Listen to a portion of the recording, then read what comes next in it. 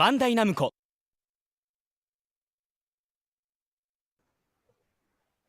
Everybody, welcome to the stage of history. My name is Markman. I'm here with James Chen, not Tasty Steve, even though I love Tasty Steve, but it's James Chen that's here with me. And guys, I want to welcome you to our first Soul Calibur throwback. And today we are focusing on Evo Japan. And I keep getting this wrong. It was Evo Japan from this year, right, James? Yes, it was. Oh, man. It feels like it's weird because it feels like forever ago, but at the same time, it feels like it just kind of happened. I don't know. It's like time doesn't exist anymore.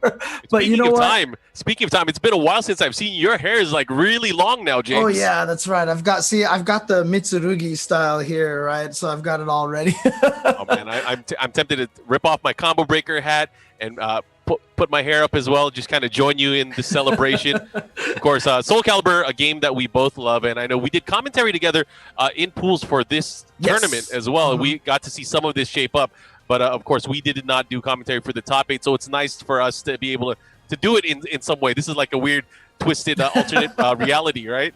Yeah, basically, we're just going to hang out. I mean, it's going to be Ebonic Plague and Spooky doing the commentary, but we'll kind of just be like reacting to things that they say, talking about it, listening in, and just, you and I having nice little conversations about, just whatever we feel like it. Yeah. Well, it's not just us, James. We have the wonderful people that are tuning in from around the world celebrating this momentous occasion. Obviously Soul Calibur and the Soul Calibur Online Challenge that's going to be happening this weekend. I think there's some stuff we want to talk about in regards to that event that's coming this weekend. Tell us about it, James.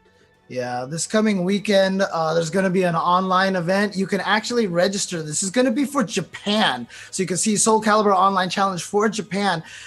You can register for this at seworldtour.com. So you definitely want to get in here and compete if you're, in the Asia regions out there. And if you want to tweet about it, use the hashtag SC6 Online Challenge. Of course, that's VI for the 6 Roman numerals, because we're all about that classic style right there. So. Oh, yeah. And of course, the same weekend, the day after the tournament, we have the exhibition series. Tell us a little bit about that, James. Yeah, so we're also so Saturday is going to be the tournament. Sunday is going to be the exhibition matches that you can actually see here. And that's going to be taking place at 3 p.m. at Japan time. But it's going to be Tamonegi versus Kamizono, SHK versus Naomihara, and Utoto, the Evo champion, going up against Joshin afterwards. So, of course, when I say... Josh ended up winning the Soul Calibur Without Borders event. So it's like champion versus champion. That, I believe, is the main event. Oh, nice. Okay. And yeah, I remember when I say Evo champion, that was Evo last year, not Evo Japan. So we'll be watching that one. So no spoilers on who won that one.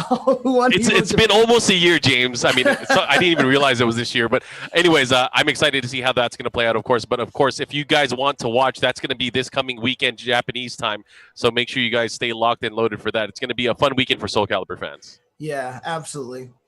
And you can go ahead and follow on the social. It's just going to be Soul Calibur on pretty much all of the platforms there. You can see on Twitch, Twitter, and on Facebook. But then also make sure you follow BNE Esports. That's, of course, Bandai Namco. You can follow them on YouTube and Twitter as well and watch all of the awesome Soul Calibur and Tekken action over there. And if you want to talk about this event here, this fun little good time gathering that Markman and I are having over here, you can tweet about it with the hashtag SCThrowback and let everybody else know that this is happening and to watch some awesome Soul Calibur 6 play. I think it's very important if you're actually looking forward to this weekend. Some of the interview videos, some of the hype videos have been tweeted out on the Bandai Namco Esports Twitter account. So make sure you guys check that. Chime in on the vote as well. Vote on who you guys think is going to win each particular matchup and just spread the word. I think it's going to be a fun weekend, and we get to see, a lot of the high-level play from Japan. And, obviously, it's a big change from what we saw for this event, which was, Evo Japan 2020, which was the first and only event on the Soul Calibur World Tour before, everything happened. But the game has changed quite a bit since then. Yeah, so there's been a few patches since then, and very significant changes. New characters getting new special moves, and such new characters being added into the game. But I mean, it's interesting because I still remember when I was at Evo Japan and I was talking to a lot of the Soul Calibur heads. Even back then, they were saying how strongly balanced the game was, and it's just really kind of remained that way this whole entire year. It's been, I mean, just shout outs to Okubo and the entire team out there, constantly giving us. And by the way, I always say this, but Okubo and his team puts out like the most immaculate patch notes for any fighting game. As a Tekken player, not to knock on the Tekken guys, but it's a different methodology when you deliver that kind of information to people, and I really like how they do it. And I think it's amazing to see the attention to detail that they put towards the players and the reasoning behind a lot of the things. But there's something to say about getting all the information at once, and I guess an age of discovery. But either way, Bandai Namco is doing such a great job with just their fighting games in general, being very communicative, especially during these times where it's just harder to put work together. Yeah, absolutely. And I was talking to you before the stream started. Nowadays I've been really heavily getting into Soul Calibur 6 more than normal, because like I've been running my own little weekly tournaments. I've been streaming gatherings for people just to come and play some Soul Calibur 6 online, and we just hang out and play some games and stuff. And this is a game that I really didn't play a lot of the Soul Caliburs up until 6. This is like really the first time I've really kind of done a deep dive, and all I can think to myself is like, why did I wait this long? Because honestly, I really enjoy this game. This has been one of my absolute favorite fighting game discoveries, getting into for the past couple of years, in 2019 and 2020. And I just really enjoy, and we did the Bud Light Beer League, recently for this game as well. And, that kind of really just reminded me how much I love Soul Calibur 6. And so it's been really fun, really just kind of diving right back into the game. Well, that's great to hear. And, I love to hear it. And speaking of hearing things, got to give a big shout out to our friends over at Astro Gaming. They're the official headset and mix amp of the Soul Calibur throwback, and of course the Tekken throwback as well. So lots of love to them for supporting not only the Soul Calibur Online Challenge, but a lot of the fighting game stuff that's happening around the world. And as a reminder, you just mentioned Bud Light. We have the Bud Light Beer League happening on Tuesdays. Previously, we had it for Soul Calibur. Right now, it's running Tekken as well. So make sure you guys check that out every single Tuesday, twitch.tv/Bud Light. Yeah, again, Bandai Namco doing a great job. So many cool games. I mean, they're doing a great job with Soul Calibur and Tekken. But there you see our boys there, Mr. Victor Fontanez and Mr. Isaiah, a.k.a. Spooky and Ebonic Plague, ready to guide us through some of this Soul Calibur action at Evo Japan. And James, this is awfully intimate. You see they have the mood lighting there. Back. We're traveling back with them. We have the candles and everything. Man, I feel like I'm underdressed for this occasion. The candles over here. I feel like I should be able to go... We'll see. I don't know if we have that programmed in, but see if we can make that happen. But either way, of course, we're going into this. We should kind of frame it. We have quite the international top 8. We're going to take a look at the bracket pretty soon. I'm sure it's probably baked into the broadcast. But, up until this point, we've been seeing a lot of back and forth from the different regions around the world. Representation, everyone has always talked about how great the players are in regions like France, right? Yeah. And then, of course, the American players really starting to make a mark. And if you look here, you can see the number of country representation. We have Korea, we have Japan, we have France, we have the US of A, and then we also have Singapore as well. So, again, between all of the players that we have on the screen, you can see the top 8. But what do you think? I mean, it's always great to see when an EVO champion goes in to an event like EVO Japan, still continuing with dominance, and that's what we see with Utoto on the winner's side of the top 8. Yeah, one of my favorite things about the scene right now is like you talked about, is the diversity and the strength, and it was one of the major storylines that the winners keep coming from all the different areas, and nobody can seem to win at home court, because Evo was won by Utoto, as we mentioned. The finals last year, I believe that one was won by France in America. By skill. And no spoilers here, but we'll see. We'll what find happens. out today, because we've never seen this. Exactly. We'll find out today who's able to take it. But either way, you guys are in for a treat. We're going to start off the top 8 from Evo Japan 2020, which happened in was it January? It was January of this year. Yeah, it was January, and this one was back in the Tokyo area. It wasn't exactly in. It was like kind of like a little east of Tokyo, I Yep. guess. Same But venue where they have Tokyo Game Show. So it's, I mean, yeah, Tokyo enough. man, I tell you, I know for you it's got to be even harder because you go to Japan like 90 times a year or whatever. But I only go back once a year, and so oh man, I miss Japan so much. I do too. I can't wait till it becomes a safer place for a lot of people to Yeah. start traveling again, and just the world being in a better place. But there's something to say about Japanese gaming culture, and just the history behind it, but also the way that they get into games. Obviously they're stemming from an arcade culture, but Soul Calibur being a console-only title, they still have those passionate gamers. That I mean, you'll notice there's a theme with a lot of these gamers is they're part of an older generation, right? Yeah. And they are trying to pave the way for the newer generation, instilling that that same kind of arcade culture where it comes to like grinding it out, learning how to play, sharing information, and that still lives on. Yeah, and it's kind of there's a lot of somberness around in Japan because a lot of major arcades have been closing, and I know that there's been like donation drives to keep some of those arcades alive. Yeah. And it's a rough time, especially for arcades, because it is a place where everybody goes and touches joysticks and buttons and stuff. But a lot of the arcades out there in Japan, they're very diligent. They wipe the machines all the time now, and Japan, they're naturally prone to wearing masks, which, it's a good idea.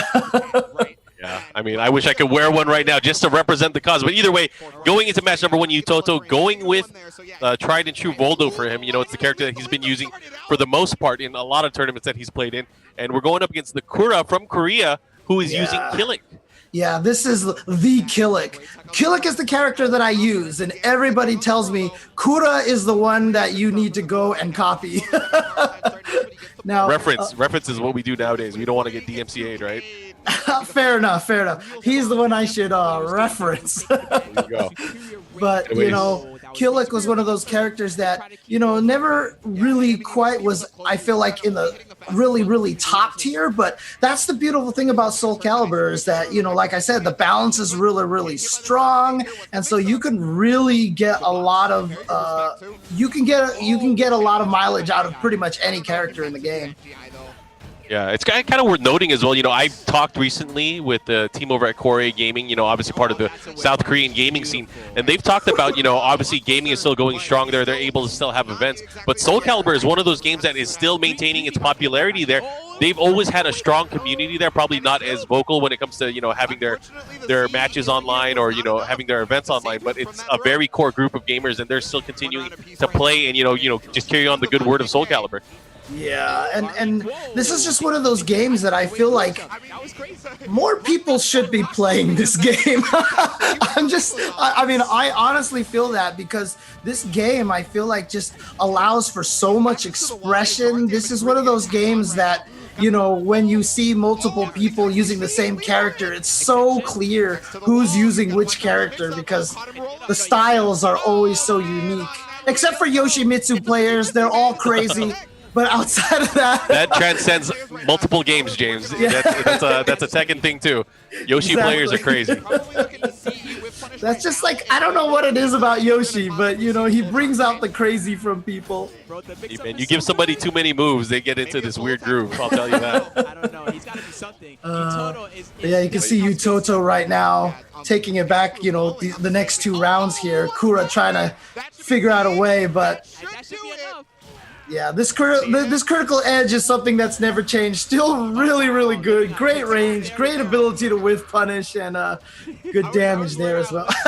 Yeah, and his ability, of course, to take a bow between all the madness. I think it turned around when he got that big lethal hit with punish with the elbow, and he was really able to I guess, put him in the blender, and good stuff there to Utoto, able to kind of recognize that. And look at Bakura, he's in deep focus right now.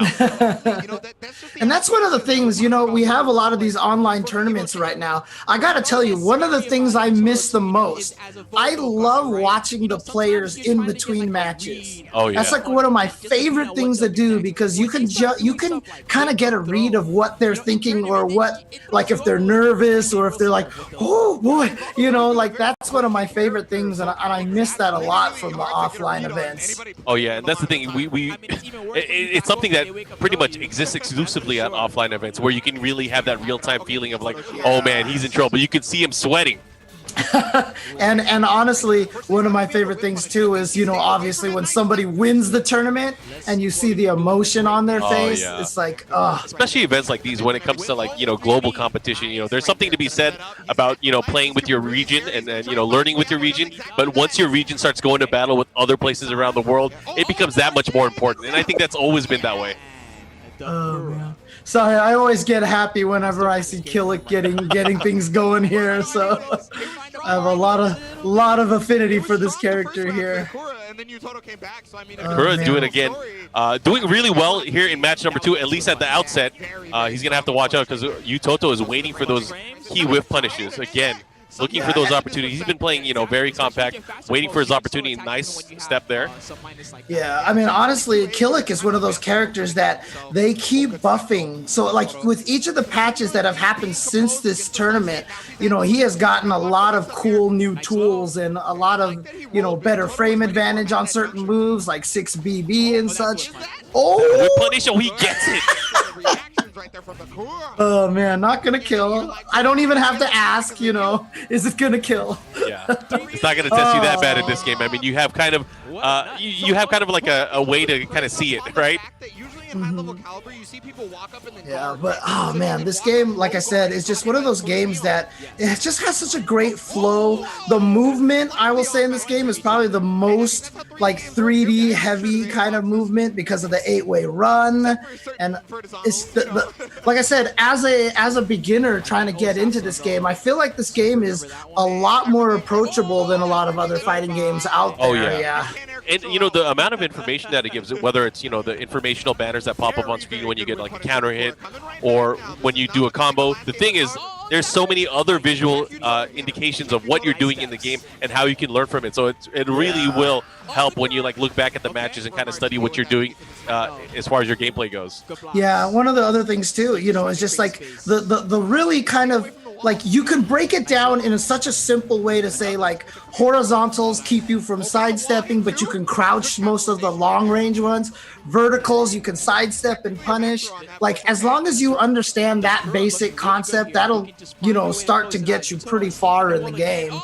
And that's how we kind of generally describe the game, especially people that are interested in playing it. Like, okay, use this and this to hit them if they're stepping. Use this attack to hit them if they're not. This is your mid, this is your high. But, that's just the tip of the iceberg, right? Yeah. There's so much cool stuff that you can learn from there. So much character-specific stuff you learn from there as well. Yeah. And, kind of looking at all the characters, they all play so differently. They all play so different, with a lot of other fighting games. There's so many, like, comparisons or other characters. You could be like, oh, if you use this character, you could also use this character. Right. Not necessarily the same way in Soul Calibur. There are some similarities, maybe even in name, but for the most part, all these characters have so much unique capabilities as far as gameplay. Yeah, I mean, if you come from a Tekken background, for example, Tekken, obviously some characters have some weapons and stuff, but for the most part, it's punching and kicking each other. But in this game, you've got crazy chain whips, and you've got magical axes and daggers and spears, and and then the ranges are so varied, and so you get so many crazy matchups, and just. That's what I love about it. When you fight against the Talum, you're just trying to keep her off of you, and then all of a sudden you fight against the Song Mina, and you're like scared to like even try to approach her at all. And that variety is something that I love about this game. Oh man, Utoto clutched it out. He was kind of worried there. Obviously he went into his cursed mode, but good stuff to Utoto, able to close it out. Yeah, I actually really like, I'm checking out the chat over here with some of the guys over here. I love what Abe actually says in the chat here, that he says that Soul Calibur is like a 3D anime game.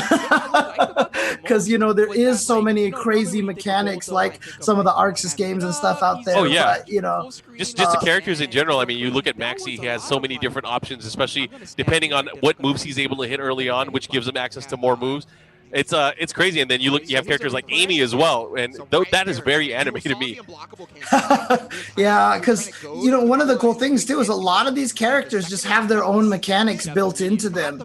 Setsuka, one of the brand new characters out there, has her own kind of goal to build up stuff. If you go to Maxi, he's got the trying to build up the stars and the constellation, and there's just a lot of really Cervantes is trying to land all the gunshots so he can get the lethal hits and everything, and it's just really, really cool to see. And people are teleporting all over the place too, like Gro and Cervantes can just warp everywhere. Oh yeah, and then that's just character exclusive stuff. I mean, even more so, there's a system within Lethal Hit where certain conditions of certain moves will give you access to more potential damage or more advantageous situations, and it's really cool to see because, I mean, for the most part, unless you're reading about this every day, there's always something new to learn, right? There's always something new to learn, character matchup wise, especially. Yeah, and one of the cool things about Lethal Hits is the game design aspect of Lethal Hits that I love. I like to think about fighting games in terms of game design, but the Lethal Hit, so you get Lethal Hits by achieving certain conditions, right? And so what those conditions on the Lethal Hits do is they almost guide players into what they want to do. So, for example, we talked about sidestepping vertical attacks. Almost everybody has sidestep a vertical attack B and you get a lethal hit, and so it kind of shows you and helps people, they just want to land a lethal hit, so they inherently learn to sidestep vertical attacks just so they can land that lethal hit and get the damage and feel cool. Oh yeah, and feeling cool is all about, I mean, not only does it have a cool effect on screen, it leads to so much damage, and there's a lot to say about being able to put some damage on your opponent. But this matchup is a big one. So we have Blue God stepping up. He's going up against Skill. Skill at this point is considered the world champion because he won the Soul Calibur World Invitational that happened, months before it. Right. And Blue God from good old Southern California, so I'll try not to be biased or anything. Okay. If it happens in the past, is it really biased? Yeah, I know, right? I don't know what you're talking about, Mark. This is our first time watching this. It's our first time watching it together. That is correct. We don't know the results, right? Definitely not. But either way, it should be exciting. Yeah. Whether people have seen it or not, whether they've used their time machine or not, I think the results are going to show itself. Yeah. I see, Angel Step in the chat mentioning for, hoping for a season 3 announced. Just makes me think of Evo last year when Okubo really kind of tried to come up and troll all of us. If you guys remember that, he came from the school of Harada. He knows how to work the crowd nowadays. He came up and he was like, Soul Calibur has been a lot of fun. Let's give a nice little montage of the crazy moments we've had. It was an honor to make this game for you guys. And then it was like season 2, and then they announced Haomaru was in the game. And someone actually caught footage of me jumping up and down when I saw that they added Haomaru in there, because he looks so good in the game. Oh yeah, and that was quite the time. And it's always cool to see when the developers prepare some cool stuff, especially, I mean, you got to consider like Soul Calibur and Tekken even, they were never games that really lived on through DLC. They lived on through the community, right? Yeah. But because we're seeing seasons, we're seeing updates, we're seeing these games naturally live a longer life than they normally would from what we're used to. So it's really nice to see, of course, people getting back into it between seasons. I hear this a lot. Whenever there's something new announced or whenever there's new content announced, players will be like, "Hey, I'm gonna get back into it. Now's a good time. There's something new coming up." Yeah, it's crazy when you think about how it was a long time ago. Like the time between like a Soul Calibur 3 and 4 wasn't nearly as long as it is now, right? And and I prefer it this way because we really get to soak in and we really get to truly feel like we've mastered the game. There's a lot of old fighting games that we feel like if we had kept playing it, it would have changed even during the course of that game. And we get that these days. We really know, what Tekken 7 is about now. We really know, how Soul Calibur 6 feels at this point. And this is only 2 years old, but like I said, I feel like people really have a strong understanding of these games now. All right now, USA versus France. We have Blue God going up against Skill, and this is a matchup that we've seen between both of them quite a bit, where it's Aswell, the savior of humanity, going up against the lonely swordsman, Mitsurugi. Yeah, one of the things, that has happened with all the patches, Aswell, I think at this time, I can't remember. He keeps going up and down in terms of the patch notes. It's either gets buffed and nerfed, I think. And I can't remember if this build was one of the ones where he was still considered really strong, but I believe so. I think this is one of Aswell's strong patches. You're going to have to check in with past James. Yeah, I know. Either way right now, obviously, skill set wise, Mitsurugi's always been one of those characters that has, some of the quickest attacks, quickest punishes in the games, and he also has a very fierce sense of mix-ups. And again, Blue God is just, one of those players that is just so defensively sound, where he's able to, really punish. And look at that, punishing the 1A with the critical edge. Yeah, I mean, we talked about how different all the characters are and everything like that, but one of the interesting things about this game is that, the inputs are, while the characters themselves are very different, a lot of the inputs are pretty universal. Like a lot of characters are going to get their launching combos with a 3B.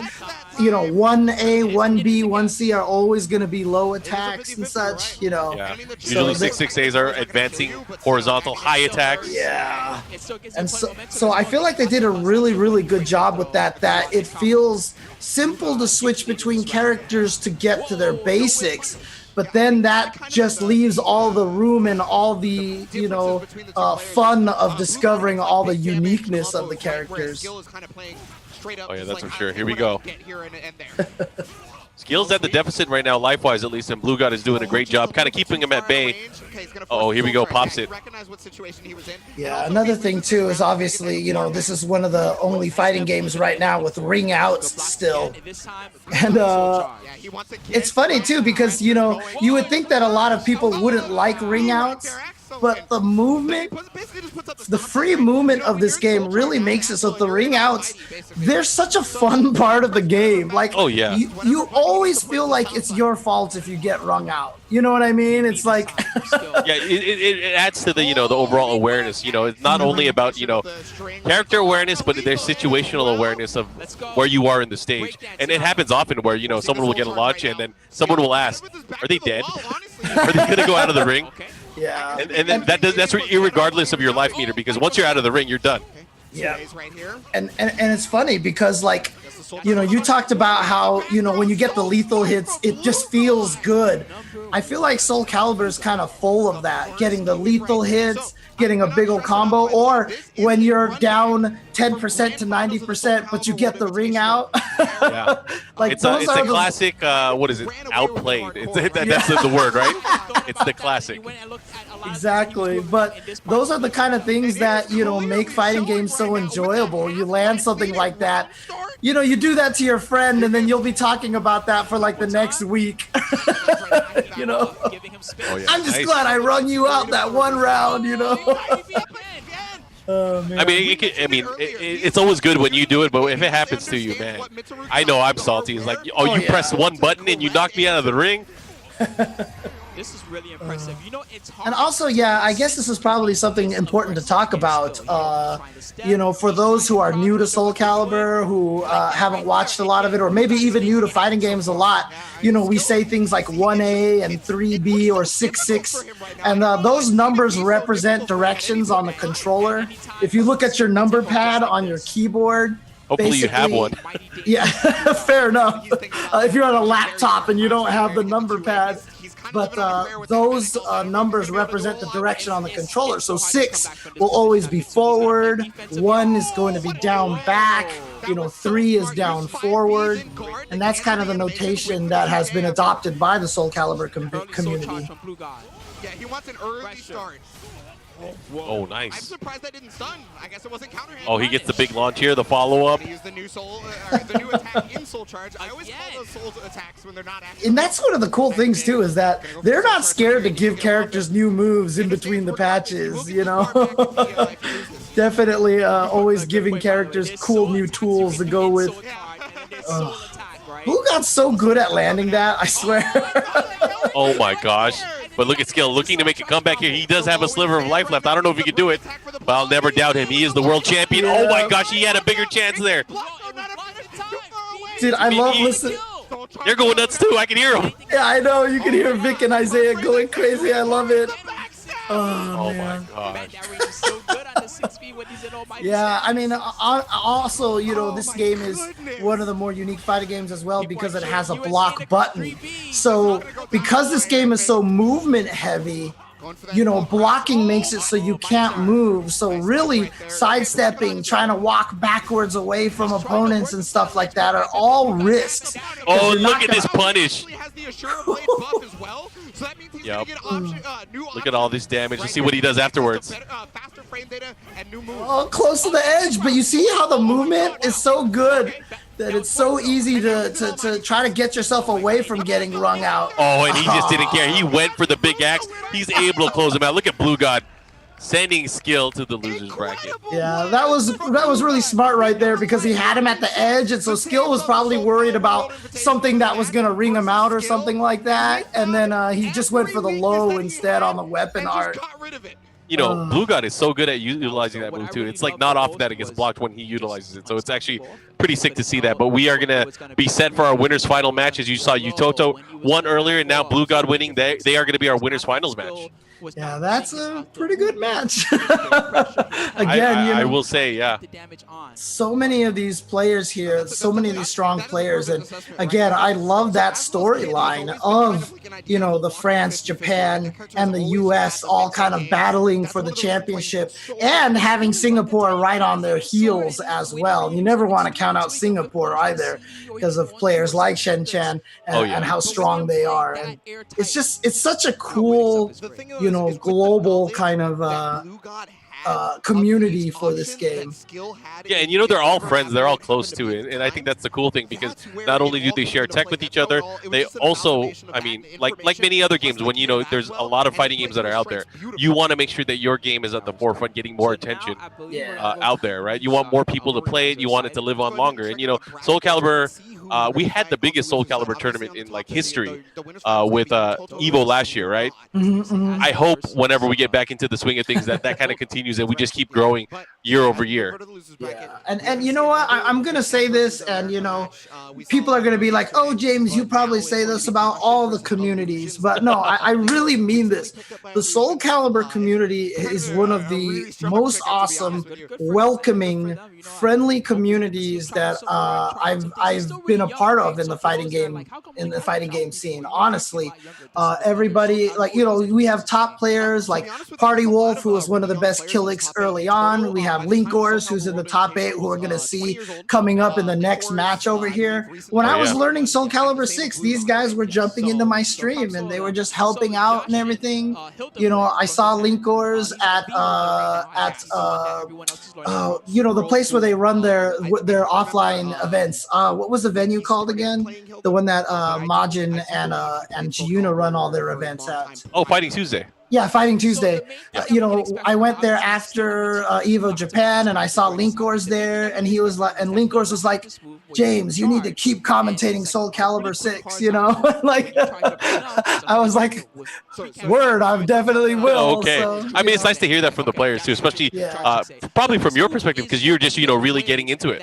Right, exactly. And so, like I said, it was very welcoming, and these guys have been very helpful. When I started I've been streaming Soul Calibur 6 every Monday night, And the scene has been showing up. A lot of the guys from the Pacific Northwest, Florida man showing up for that all the time. You know, we had Enders show up one week and Incendiate come out and blow everybody up in one of my tournaments. But a lot of the guys are coming out there to play, and it's awesome. And you know, just having that kind of support is really awesome. And you know, like I said, the community is really cool. Glad to hear that experience from you, James. Right now we are going into the losers bracket. So this is the first losers bracket match that you guys can see. We have the Evil Lord Joshin going up against Young Linkors. Keep forgetting how young Linkors is, by the way. I was just about to make that comment because he got DQ'd from the Bud Light Beer League because he wasn't 21. He has turned 21 He tried to now. enter. He tried to enter back then. This was back then, yeah, months ago, obviously. Yeah, but he is 21 now. But man, I would have never guessed that he was under 21 because you guys can't tell from this screen, but this is a tall guy. Oh yeah. You walk up to, I think he's like 6 foot something or other. He's like I have to like look up at him like this, and so to find out that he wasn't old enough to compete in the Bud Light Beer League was hilarious. Well, it's actually good to know that he was playing within the rule set. So shout outs to Linkors. But this should be an interesting match. So Joshin, obviously, we kind of talked about earlier. He's quite the threat. You know, he's always been a high-level Soul Calibur player through many generations of the game. So him going up against Linkors is going to be a true test for, of course, Linkors. But Linkors, you got to put some respect on his name. You know, he really is one of the strongest players out of the East, right? Yeah. And you time know, and again, he. I was about to say, finding out he's so young means that, you know, he's not one of those old Soul Calibur heads who's been playing since SC1 or SC2. You know, he's got to be pretty relatively new, and to be this strong at the game is really impressive. Well, that's the thing, right? With well-rounded characters, just my opinion, right? And then, of course, as you mentioned, Josh, and we talked about it earlier, he's going to be playing in the exhibition this weekend. So you guys definitely want to tune in for all the Soul Calibur action going on this weekend. I believe he's the one that's going to be going up against Utoto, right, in the exhibition match. That's correct. And you know, Joshin recently won the Soul Calibur Without Borders events for Japan. So it's like champion versus champion in that regard. We'll see how that's going to play out. Of course, you know, I know Joshin started messing around using different characters as well. And that's it should be interesting. That Soul Calibur Without Borders was largely a community-run event, if I'm not mistaken. That is correct. Yeah, so People's Champ. Yeah, again, just like such a great job to the Soul Calibur community out there doing a lot of stuff. I know it's confusing, but Sabin and Sabin Deuce, Arturo and Sabin Deuce have been doing a lot of great stuff for Soul Calibur 6 on the Team Spooky channel as well. So you definitely want to keep an eye on the stuff that they're doing for Soul Calibur 6 as well. All right, they shake on it. Gonna have some GGs coming up, and he does lock into Siegfried. See, look at that expression on Linkors' face. You can tell how nervous he is. I think he told me this is the first time he left the U.S. And so, you know, this is kind of an experience for him. And you can see the nerves. You can see the nerves on his face. Oh, man. You know, the craziest thing is I had never been to Japan until the first EVO Japan. Oh yeah, I remember when you went, and then but you really took advantage of it. I saw you had so much fun. I saw all the pictures that you posted as well. Oh, it was really cool to see that. So he has a little bit like I said, ever since I even ran into you in the arcades, and that's an experience. You know, when you run into people in arcades, that's how you know it's real. Yeah, Hey Arcade, right? Was playing some Tekken 7. I believe like that was the year that I think it was a Noctis just showed up in the arcades finally, and so a lot of people were playing him in Japan over there. Oh my gosh! You see Linkors, he's just putting on all kinds of damage, stacking up, gets the soul attack as well. What? Oh my god! Joshin just like I don't know what happened. He must have unplugged his controller. Siegfried, every game that I play and fighting game that I play, I always have that one character who's like my rival, like my demon. And for a while it was Siegfried for me in this game because this character has so much range and so much damage. He's so scary. Oh yeah, I mean if he gets the right guesses on you and he's able to mix you up, it's hard to make a comeback in that regard. You know, he has so many great tools. He doesn't have the quickest moves, right? But if he guesses right and he catches you moving, you're going to be in trouble. But again, see, that's the thing, right? Up close, obviously, it's not the case, but he has great range on that sword, but a lot of his best range moves are highs. And so, again, you know, kind of even though the characters are very unique, there's a lot of universal concepts that way that, you know, if they're throwing out these very long-range horizontals, you can most likely crouch them and punish them. Obviously, characters like Ivy are going to be unique, and she's got the super long-range mids as well that are horizontals. But that's just one of the unique aspects of Ivy.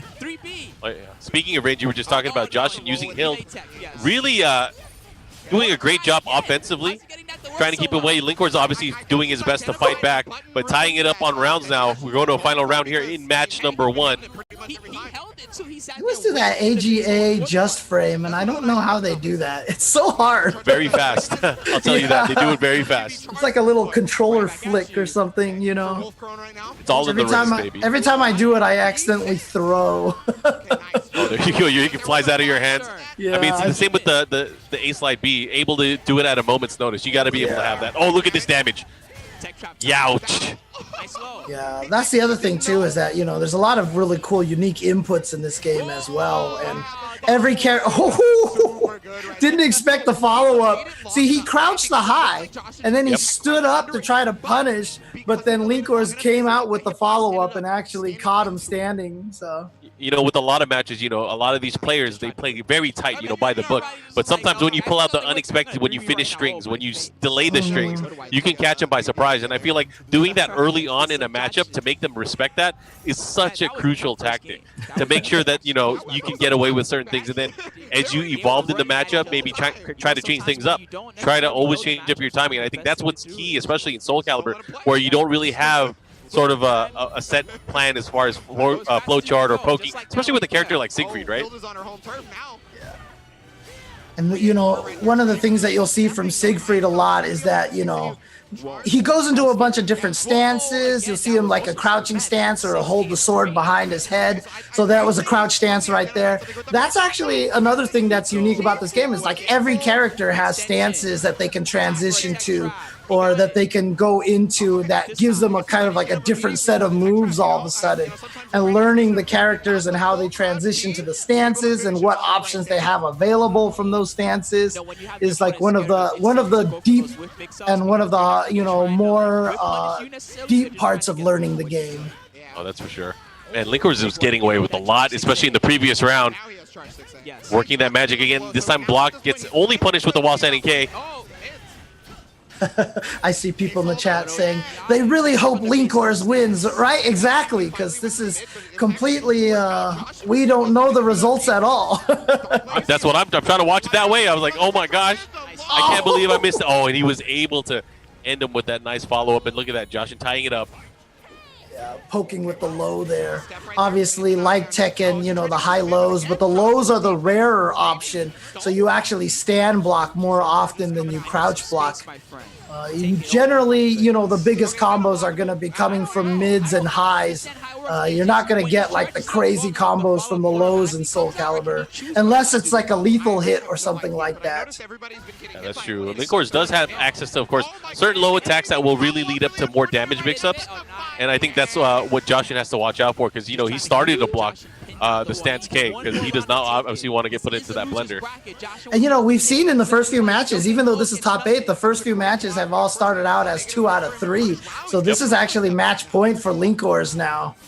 Yeah, looking to eliminate Joshin out of contention here and move on in the tournament. You know, once you're in the loser bracket, you have to play a bit more matches. Oh my gosh, he's gonna destroy him. That was one of the new mechanics that they added to the game with the resist impact. Before, there was really nothing you could do to the soul charges. The soul charge was just, you know, basically a get off me move, and you just had to respect it. But now if you read the soul charge, they gave you that resist impact that you can actually deflect it and punish. And again, one of those things that just makes you feel like you just feel like a god when you land one of those things. And it's such a cool Let me show mechanic you how to they use added. meter. Let me show you, right?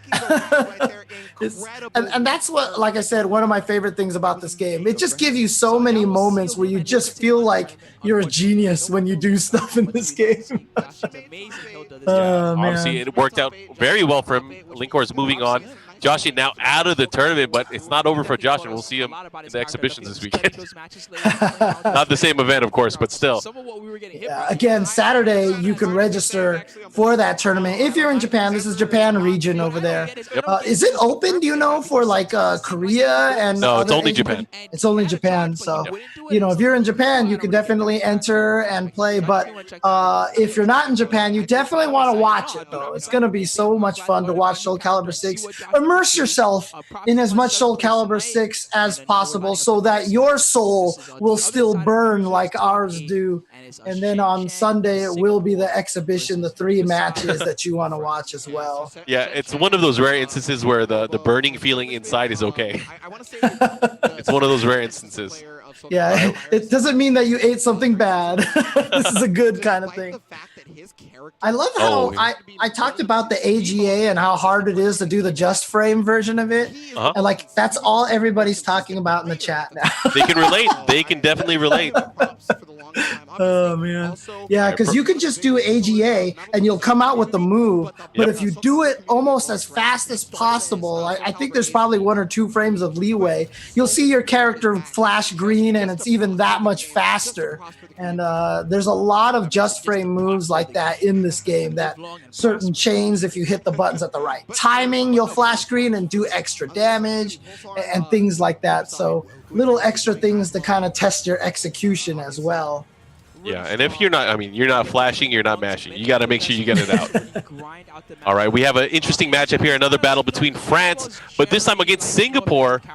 2 of the, I would say, notable regions when it comes to Soul Calibur, especially on the international scene. But Nubicide, if I remember correctly, uses Cervantes. I don't know if he used Cervantes in this particular tournament, but Chen, also a Cervantes main, traditionally. Okay. Wasn't there a Singapore player? I might be getting them confused. That was a Seong Mina, isn't there? Or I feel like a lot of players use Seong Mina Yeah, because she's so good in this game. But yeah, one of Shen Chan's training partners ended up using Seong Mina as well, Ramus. Okay. That was the only time he got into losers. Yeah, so you see Chen Chen on the left side over there, Numis on the right side. He doesn't care. Oh, man. That's good. Oh, he's shaking his head. What? Come on. You gotta have the confidence. Gotta come in here with the classic, head nod. One of my favorite things about fighting games, about it being so global, is that despite where you come from, everybody has the same mannerisms. You'll always see everybody have the same head nods, or the head tilt is my favorite one when something weird happens and you go. Yeah, you can tell it transcends language, right? Yeah, exactly. And they always do that too. When you do that head tilt, you always have to inhale through your teeth. Oh, man. Oh, Nubicide going with Aswell, and look at Shen Chen picking Tira in the matchup. Tira versus Aswell. It's going to either be a gloomy day or it's going to be a jolly day. We'll find out. Yeah, again, Tira being one of those characters with that interesting mechanic that she switches between gloomy and jolly, and you want to switch back and forth as often as you can so you can get even more powered up. When you get your stances. And then Aswell is a character that, depending on if you're holding forward, neutral, or back, you switch between the axe or the sword or the spear stances, and depending on which one you're in, your axe moves will keep coming out faster and stuff. It's really, really interesting character design for Aswell. Oh yeah, and I urge a lot of people. The community has done such a great job of kind of chronicling, different play these characters or learn these characters, or even to fight these characters. And there's a plethora of online tutorials that are out there. Yeah. So, oh man, Nubicide, what a great job they're closing out the opening round. And a cheeky taunt towards the end, just walking towards his opponent. Sometimes he's in, sometimes he's out. Probably not that fun for Tira. We'll see what Shen Chan can do. Yeah, Tira at this point was pretty rare, I would say, competitively. Yeah. We didn't really see her too much. However, Chen has been using Tira, I would say, for the longest time. I remember for Soul Calibur 5 at one of the EVO tournaments, he lost to Shining Dekopon, who used Tira, and that kind of really put Tira on the map. And I think since then, he's kind of used her as a pocket character. Yeah, I saw some people mentioning in the chat that this was essentially a counter pick from Chen, you know, to take out Anubis side. Fortunately for Chen, you know, he was nice and patient. I mean, we got to frame it for everyone, you know, as well. Leading up to this, even before the adjustments, has always been a character that would terrorize tournaments. He would be, I don't even want to say the scrub color. He would just be a strong overall choice. Right. You remember very early on when Sonic Fox was playing this game, he was an as-well player. Oh yeah, it's crazy with Sonic Fox. It's like they know which characters to use and always able to pull out the best. Oh, look at this! Oh, and see Oh my those gosh. lethal hits. Lethal hits, they're so fun when you land them, but you know you also have to react to them really quickly as well to make sure you don't drop your combos and such. All right, putting them through the blender. Now having to go for the soul charge. It could also be Gonna get some good damage out of this. What's the mix-up though? Goes right into the Beyblade.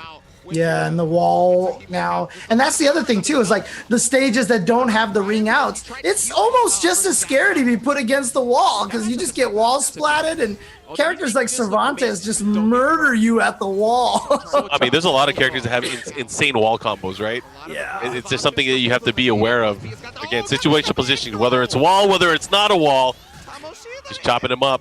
Yep. Nice duck. Oh, not a duck on the low block. All right, big opportunity here. Gonna be a mix-up opportunity. One more hit could do it. Yeah, there you Chen. go. Oh my gosh. And that's one of those, you know, I mean, similar kind of situations in Tekken, right? When you have no health left and the opponent is next to you on the offense, it's just basically like almost a impossible win situation because the mid-low mix is just so scary to deal with. But if you do block the correct way and then you get the punish, oh, so hype. Oh yeah, and that's the thing too, is like, you know, most good players will go for one of those unreactable mid-low mix-up situations, right? So you got to feel good if you get the right read and you're able to beat out that situation. Anyways, Nubisside's going to have to go back to the drawing board here. Yeah, It goes straight to rematch. Anubis does, but just goes for the low right away, the weapon art. I don't blame him. Weapon art is such a great option here. But if Tira's all over the place, and man, we were just talking about situational positioning, gets the launch and dunks him right out of the stage. That's the thing, is like so many, like when Siegfried stabs you and just kind of tosses you over his head. It's so disrespectful looking how they ring you out like that. But it's so, but like you said, when you're the person doing it, it just feels so good. Yeah, it hits different. All right, here we go. Right now, Nubicide doing a great job here. But counterattacks here from Chen, looking to close out the round, gets the grab, and that's going to be it. One more round away from eliminating Nubicide from competition. It's funny, out of the corner of my eyes, I keep seeing the candle flicker, and I keep thinking it's people waving their hands and cheering or something. You know? We got to be careful, man. Don't want to catch on fire. Oh, nice. Able to land in and gets the confirmation for the critical edge. Yeah. Of course, in hitting that low and late guarantees the follow-up here. Look at all this damage. Yeah, look at this life lead that he has. At this point in the time, I think for Nubicide, it's going to be really, really hard for him to make this comeback at this point. Oh, yeah. I mean, if you can't do it in Soul Charge, how are you going to do it? How are you going to do it? There you go. So very quickly done there for Chen, and unfortunately for France, loses one of their players here, but skill is still in the tournament. So. Oh yeah, Chen, of course, the lone Singapore player, still continuing on with the tournament, and you know, he's always one of those players that's performed just very, very well. Yeah. But you know, I hope everybody at home has been enjoying this throwback so far. Definitely let everybody know, as you can see the hashtag undermark over there. It's SC Throwback.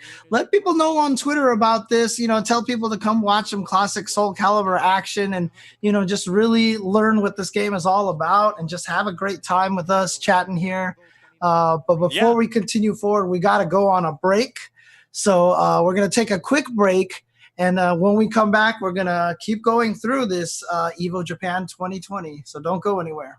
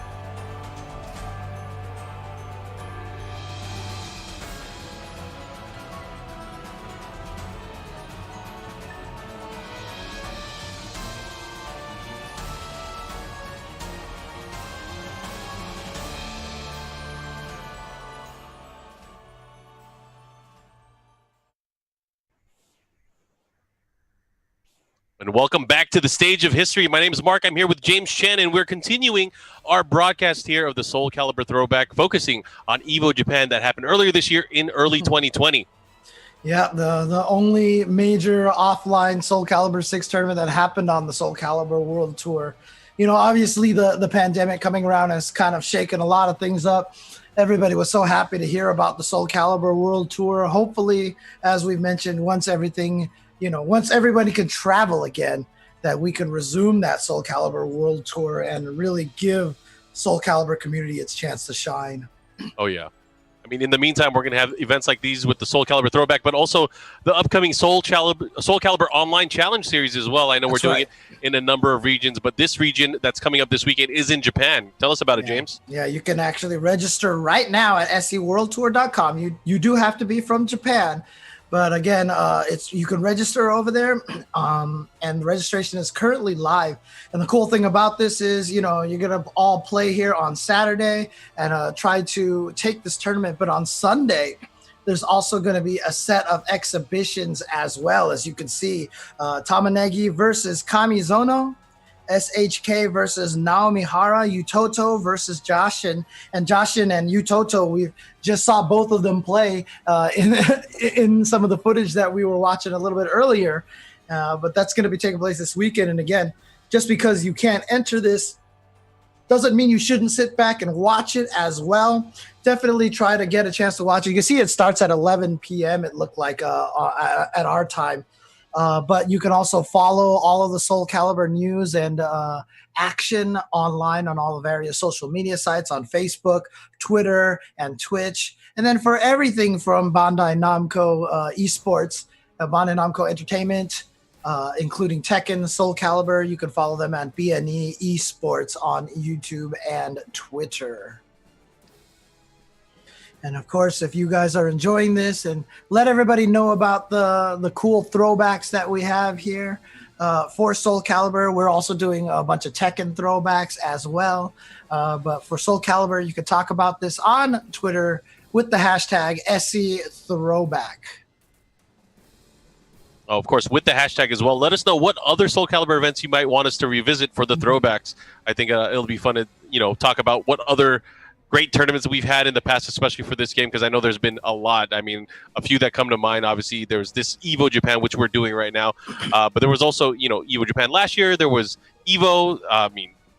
There were so many events. The Soul Calibur World Invitational, that one was pretty epic. And, even the LCQ for that. There's just so many good tournaments that happened over the past year. And not just that, from within the community as well. So I hope you guys chime in and let us know your opinion on it. Yeah, and again, one of the coolest things about that is, between all the big ones, right? I guess you can call them the Grand Slams, to borrow a term from tennis. For all the Grand Slams, the winners have been so varied from their locations. We've had France and Japan and US winning some of the biggest tournaments, and so the rivalry right there is is burning hot. And one of the things that made me sad about the fact that we're not having a lot of the offline tournaments right now is I really wanted Singapore to go and win one of these events as well, to really cement themselves as that fourth contender, along with America, France, and Japan as the top players of Soul Calibur 6. All right, we're going to get back into the recap, guys, as we talk about everything that went on. You can see Spooky and Ebonic Plague on the screen. They were doing the top 8 during the event, but we are doing it now. We just traveled back in time, so we're kind of chiming in on our own right. Yeah. And again, shout outs to Spooky and Isaiah and Ebonic Plague. Both of them always so passionate and very excited, for their games, and just great commentators overall. And you can see the bracket here. So we saw all the first round matches, the first 4 matches, which, you see Yutoto and Blue God. They're going to be waiting for a little bit because Skill and Linkors are going to play first. So it's going to be, look at that loser side round, right? We had France versus US, and then Singapore versus Japan. I mean, like 4 different countries in that one single round of losers bracket, just showcasing how varied the talent is throughout the world for this game. And you love to see it. I mean, there's, again, so many countries really vying for, trying to represent where they're from, right? And they're doing such a great job. Obviously, this is happening in Japan, so there's some hometown flavor, hometown advantage for a lot of the players in the top 8. But right now, we're watching, 2 of the best out of, the US of A and out of France battling at it. Compared to Mitsu, he's got we've got ourselves a Geralt in here. One of the many guest characters in this game. Geralt, 2B's in the game. Haomaru is now in the game. Nice, look at that. Keeps him at the wall, and look at this damage. Goes for the mix-up. This time gets stopped, and Linkors coming out on top with the exchange there, and goes for the low. Yep. A lot of situations there where you have, like I said, once you're down to no health, that mid-low mix-up is really super scary. A lot of the times, if you really do have to guess, you kind of eat the low because you won't take that much damage. But, oh, nice. He's able to pull off the chest frame here, get some additional damage, but again, Linkor's fighting back, swinging at the right time. And again, there's a lot of been talking about, fighting games these days, frame data, turns, it's your turn, it's my turn kind of thing. The nice thing about Soul Calibur is that, thanks to Soul Charge, thanks to GIs, it could be the opponent's turn. You're not punishable, but you can still sneak in a counter option to your opponent as well. So, yeah, I mean, like speaking of turns, as you were just going over, a good way to indicate when it's your turn is when you land that big lethal hit, like Linkors just did that last round. And I don't know about you, I heard those guys screaming on that end, but my jaw was wide open. It was crazy. Give me a hot dog. Oof. Oh, nice. 2-2-B follow-up. I think he could have gotten more than that. Yeah, and of course, when you soul charged, you get powered up, too. Every character has their own way to power themselves up. 3 straight rounds, bro. Wow. He just cracked his neck twice. That's how he stays so young. Last time, like I said, he looked a little nervous and stressed, but that's what I want to see from Linkors right there. The, haha, crack your neck, the martial arts kind of thing, right? Where you're just like... I mean, this is the international invitational world champion right now. Skill is getting bodied by the guest character. Getting bodied by Linkors. Again, at this time of this tournament, a 20 years young Linkors traveling Japan for the first time on this big stage here and going through the current, the invitational champion. So this guy is good and confident. Oh, nice launch there, 3B. Goes for the 2-3-6B follow-up. And again, just trying to pick away, but this time landing a throw to get his turn back. Oh my gosh. Like a lot of people saying the chants, like guard impacts, they can kind of steal turns and they also feel good. They're fun. Like it's really fun to use guard Oh, jeez. I like it when you KO someone and launch them out of the ring at the same time. It's like insult to injury. It's a lost art form. Hitting players after the round is won, that is a lost art form. You don't really see it as much in games anymore. Oh, man. I still remember old strategy guide from like the 90s called it appeal. That's such a weird term. It's so hard to get away from the wall once Skill. All right, Skill now finally putting some offense together. Yeah. Let's see what he does. Goes for the kick from the stance, but a soul charge. Yep, like I said, soul charge. You have to manually activate it, but once you do activate it, you can get those comebacks because the damage. I mean, look at this. Look how much damage he's already caught up in life. He can take this, but again, he was worried about the low from Skill, so he crouched, and that's why Skill's BB was just able to hit him. He finally went for the mid because earlier he was always doing the low, right? Yes, just like Isaiah said. Yeah, we mentioned earlier how he was ready for those strings. Try to catch him here. Man, it's looking really good right now for Skill. Skill pushing. Looking to make a comeback. Obviously, he lost that first match. Good whip punish there from Linkors. Setting him on fire. So disrespectful. All right. One of the things in this version, at least, Haomaru, he could set his blade on fire as well, where it obviously makes him a much more dangerous opponent. Oh, that's going to hurt. He went for the hell sweep. Good mix. Caught him trying to attack right there. 6BP. Oh, but every single time it looks like Skill is just gonna run away with the round. Linkors seems to be able to make the comeback. Skill's only won a single round at this point versus Linkors. Yeah, able to pop it, and he gets thrown for it. Of course, losing a lot of precious time here for his soul charge. That was like spinning pile driver range. Oh my gosh, and here look at we this go. punish. Lethal hit punish, the follow-up, and oh my gosh, it's not looking good. That might be all she wrote. How is Skill going to come back from this? I don't know. Good block on the one. Whoa, my God. One of the he's things done. that I love, though, is that when you get those lethal hits and you get that reel where they spin on their heads and their feet, it looks like they're breakdancing. Yeah, he hit him so hard, he put him in the blender, literally. Yep. And Linkor is taking it, only losing one round, and you could see the emotion from him, how happy and, you know, the pride that he's feeling taking out the, you know, as I said, the previous Grand Slam champion. The Invitationals, I think, was just the previous Grand Slam, and Skill was the winner, and here's Linkor's taking him out. We've all seen everyone been playing That was quite the pop-off afterwards, too. I got to give it up. So far, I'd be hard man. pressed to see some of our favorites just go down as quickly as that. It's been And that's the thing, right? At this phase in tournament in top 8, it's always like, man, can't they both win? Not if they're both in the losers bracket, I'll tell you that. It's so I hard feel like there's watching room there, people- but not in the losers bracket. Yeah. It always just feels so bad watching some of your favorite players go out of the tournament, but in the end, there can only be one, right? There's Yeah. going to only be one person who's going to come out on top. We know what you're about just a little bit. That's a lot of studying having been But Skill, I mean, you got to put so much respect on his name. He has always been a threat, at least, especially during, you know, Soul Calibur 6's short life so far. You know, he ended up winning some of the biggest tournaments, some of the most fearsome competitions, especially with the amount of people that have been invited to him. So, got to put some respect. I'm sure he'll bounce back hard whenever we get back to events. I don't know Skill's full history on Soul Calibur. Do you know how long he's been playing Soul Calibur, just out of curiosity? I remember him in the 5 days at the very least, so that's at least 8 years. But I'm sure, like many members of the French community, I'm sure they've all been playing since they were wee lads and lasses. Yeah, you remember, I mean, I talk about this a lot on my Soul Calibur streams, but Soul Calibur 1 on the Dreamcast was the first game that ever got a perfect 40 from Famitsu. Famitsu, yeah.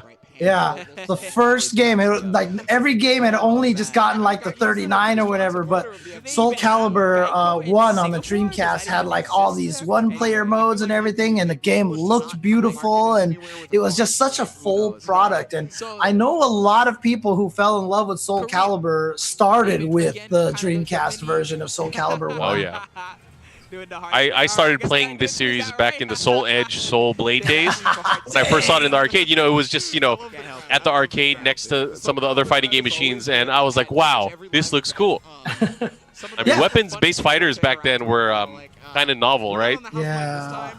And it's funny because I feel like, you know, a lot of people aren't really aware of the fact that this is, you could almost call this Soul Calibur actually like the 7th game in the series. I know Soul Edge, Soul Blade is a little bit different than Soul Calibur. Oh, yeah. You know, but still kind of in the line of thing, this is really the 7th game in the series. Gotta give that nice support and be friendly to everybody and try to be invited. It's crazy, you know, kind of like Tekken 3 from Tekken 2, where it kind of went fully 3D, where they added sidestep into the game. Yeah. The same could be said for Soul Edge and Soul Blade going into Soul Calibur, where they completely went crazy and started adding and implementing 8-way run. It really kind of changed the overall 3D dynamic of the game, and I think a lot of people obviously took note of that as kind of the breakthrough game for the series, similar to how T3 was like the breakthrough game for Tekken for a lot of people. So is my history incorrect? Was there 2 games before Soul Calibur 1? Is there No, Soul Edge and Soul Blade are the same game. Yeah, okay, that's what I thought. It's like one is the Japanese names, one's the US name or something correct, like that, right? correct. Yeah, okay. And you know, a lot of people in the chat are actually saying like Soul Calibur on Dreamcast was their first Soul Calibur game, was their first Dreamcast game. Period. So yeah, Soul Calibur 1 on the Dreamcast was such a fantastic game, and you know, I say that as a person, like I said, I never really played much of the Soul Calibur games, so I didn't even have it on the Dreamcast, but I still remember my friends, they were just like, you have to get this, it's so good, it's like got everything in there, it's so fun. And like I said, first game, let's just geek out and fanboy right now. I mean, Soul Calibur 2 was super good too. Yeah. And I remember, I mean, even the single player experience, you know, just the fan experience, not even talking about competitively. I remember like the arcade version where they had their Edge Master mode. I forgot what it was called, but you were able to create your own character, have your own profile for your own character, and really level them up and play through a lot of quests. And I think that was so cool. You know, that was so cool at the time. The one thing that I've always been sad that I mean, I know that I could probably still find a copy and be able to play it, but I never got to play Link on the GameCube version of is it 2 or 3 that had Link in it? It's 2. It's 2. I never had a chance to play Link in Soul Calibur 2 because when I saw he was in there, I was like, this is the coolest thing ever. And I never got a chance to try him. I need to find a copy of the game just so I can do that now. I'm sure you'd be able to, but time to eBay. Definitely a classic. Yeah, the Soul Calibur series has always had those guests, right? So on 2, it was Link on GameCube. Was it Heihachi was on the PlayStation one, and Spawn was in the Xbox one, I think. That is correct. And then 3, or is it 3 or 4 that had Yoda and Darth Vader in there? That was 4. So 3, I believe 3 on, was it the PSP that had the guest character? But I mean, 4 had Darth Vader, the Apprentice, and Yoda. That's right, the Apprentice was in there as well. And then 5 had Ezio. Who was the guest on the PSP version of 3? Oh, I don't remember because I didn't play it. Okay, fair enough. I might have to check back into my archives. It was Kratos. Okay, someone did Kratos. Yeah. That's okay. right. That's right. I remember reading about that. Yes. Thank you, chat. Thank you. Yeah, it was on Broken Destiny. Now here, of course. And didn't they say that there's still one more guest character that's supposed to be revealed here for this season of Soul Calibur 6? I don't remember what they said and what they didn't say, so I'm going to act like I don't know what you're talking about. Oh, that's right, because you know everything, Mark. Nope, I don't know anything. I always am surprised when everyone else is surprised. Oh, man. Yeah, Necrid was in Soul Calibur 2. He was also another guest character that was designed by Todd McFarlane. Oh, okay, gotcha. Edge Master Plus is actually the highest tier. So knowing that, we know Good times, man. I mean, there's so much. If you think about it, I mean, Soul Calibur is chock full of lore. Chock full of lore when it comes to like, you know, guest characters. When it comes to like just content in general, it's good times, man. Isn't technically like Siegfried and Nightmare are the same character, right? Technically, or technically. I mean, if you look at older games, obviously Siegfried gets possessed by the Soul Edge. Right. So that causes them to kind of go crazy, and then the band broke up in the part 3, and there were 2 different entities. Okay. And it went on from there, and then they're still split up until this point. Gotcha. Because I mean that's why they have some similar moves. Like obviously, I think only Nightmare has the backwards flapjack, right? Or do they both have the backwards? And I think in this game it's different. Yeah. Yeah, I think Siegfried only has like one of them, but you know they both have the AGA and stuff like that. So. All right. So as we mentioned, we went through the France versus America match, and now this is the Japan versus Singapore match. So it is going to be Chen versus Utoto. We saw Utoto go down to Blue God earlier, but Utoto was the Evo champ, so the 2 Grand Slams previous winner of Evo 2019. I've been enjoying it a lot. I've been enjoying how friendly the community has been. Oh, did I have the? Oh, yeah, you're right. Actually, Utoto won. You're right. Utoto won on the he won pretty handily early on. Sorry. This is Kura, the Killing player. Yeah, Kura sorry and about that. Shin-chan going at it. He's chill, man. He actually got really far at this one. We also have Sandman. He's in the crowd watching. He got really far at this one. Also, man, that semifinals was kind of crazy. This is Kura, the Korean. This is the Korean player here. I get to watch Kayane play the whole time, man. You guys always hear me on the mic. They just mentioned Kayane. Kayane, of course, got top 8 at Evo as well. Game that she's been playing since her childhood. She just wanted to beat her older brothers. And that's how she got so good at the game. That's the great thing about fighting games is that everyone gets into it for different reasons. And some stories are just amazing just when you hear it, and how much people has grown since then. It's awesome. Yeah, I still remember Kayane, of course, a great ambassador for the game. You had her at the Mad Cats booth for a PAX East tournament. I forgot you were there, and she was beating people, not even looking at the screen. Yeah, she was sitting on the edge of the stage, looking away, just listening to the sounds, and she was beating people in the game. It was wild. It was kind of crazy to see that. Oh, man. And the crazier part is that's not the first time she's done that. She told us, and I was like, okay, if you think you can do it, let's do it. All right, going into the match right now, we have Killick going up against Cervantes. It is a quick button check. This is the battle between South Korea and Singapore. Yeah, so I was even wrong. So the four players down at the bottom, there wasn't even any of the Japan players down in that bottom four on the loser side. Utoto, the Japanese player, was in the top. So right now, out of 6 players, there's 5 countries represented. Yeah, which is nice. Nice to see. Yeah, you love it when you have that. I mean, that's why when the Pakistan scene showed up for Tekken and really shook up that scene, it was one of the greatest. It was the best esports story, Arslan Ash of 2019. You know, it was just such a cool thing to see because adding another giant, you know, in terms of locations into a scene like that is it just injects so much new life into a scene. You know, it was such a cool situation.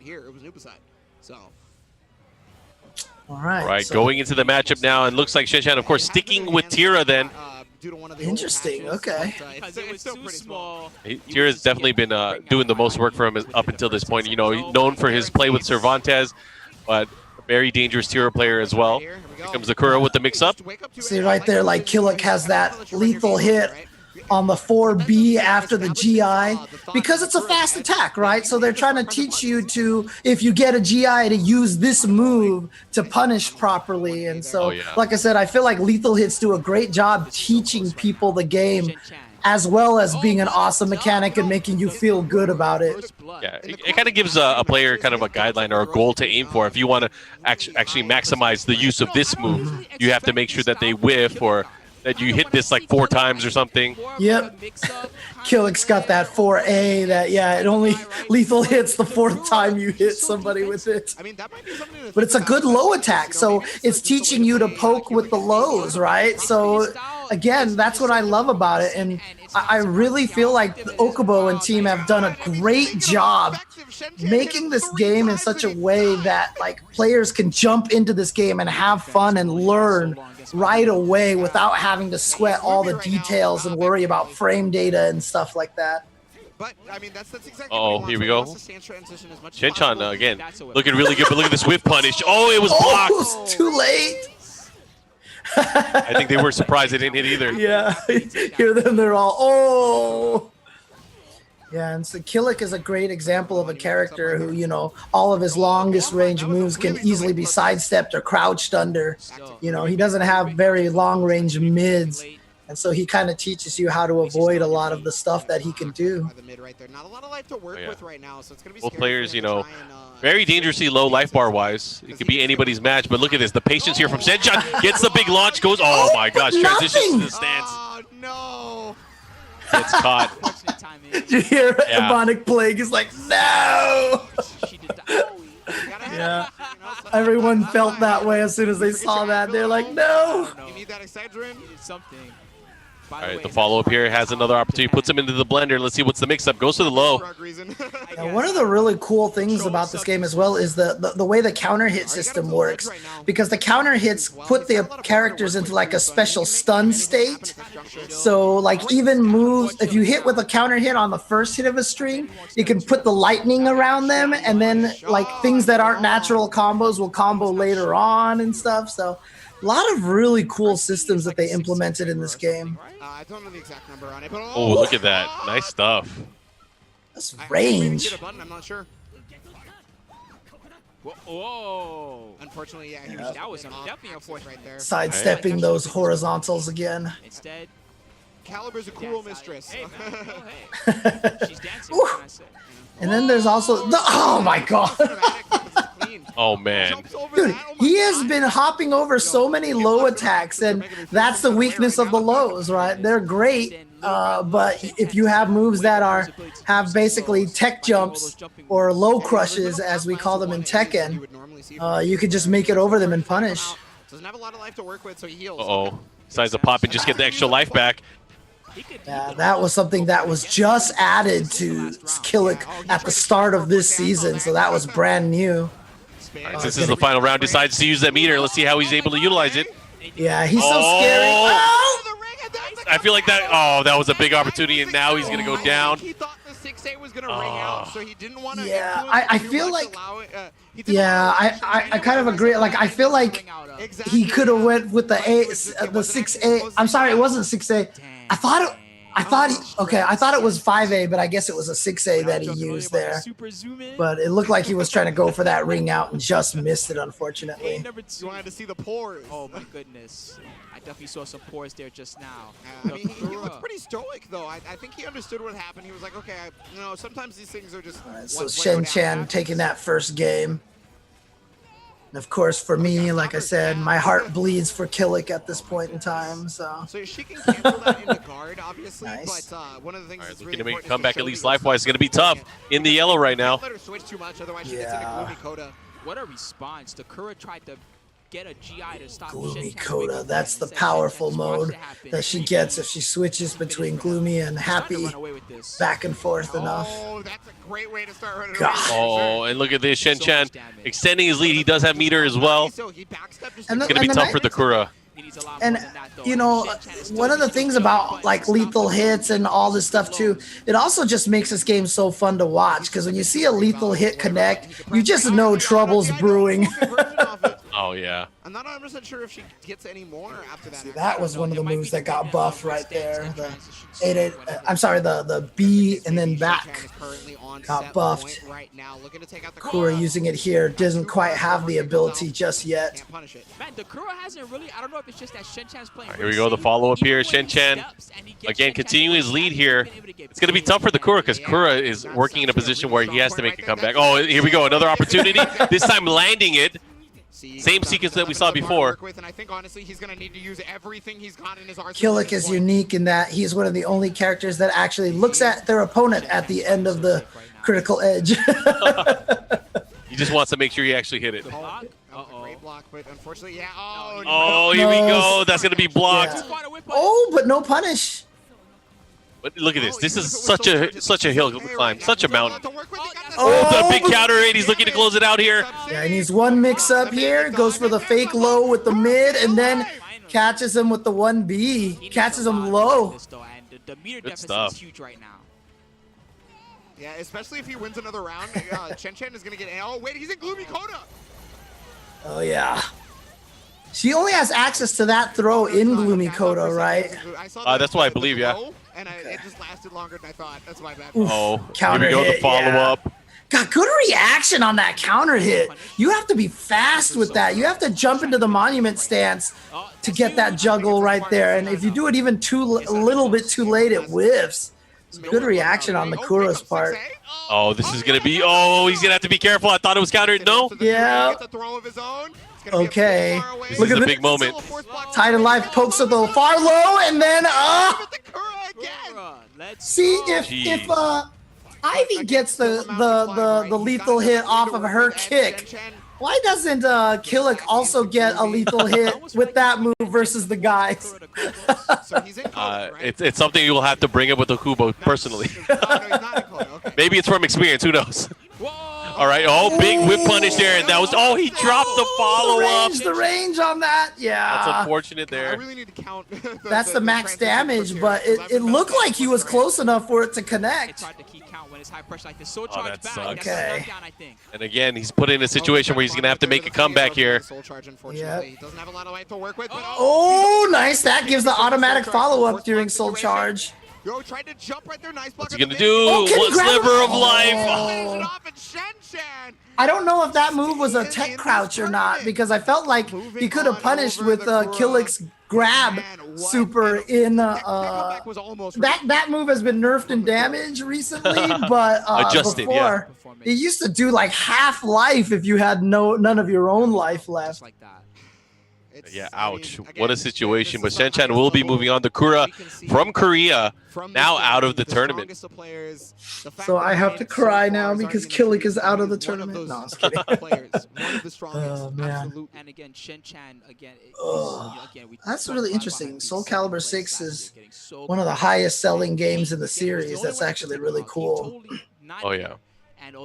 And again, I mean, you know, a lot of people have considered, you know how like there's always the classic game in the series, like Super Turbo or Tekken Tag Tournament, right?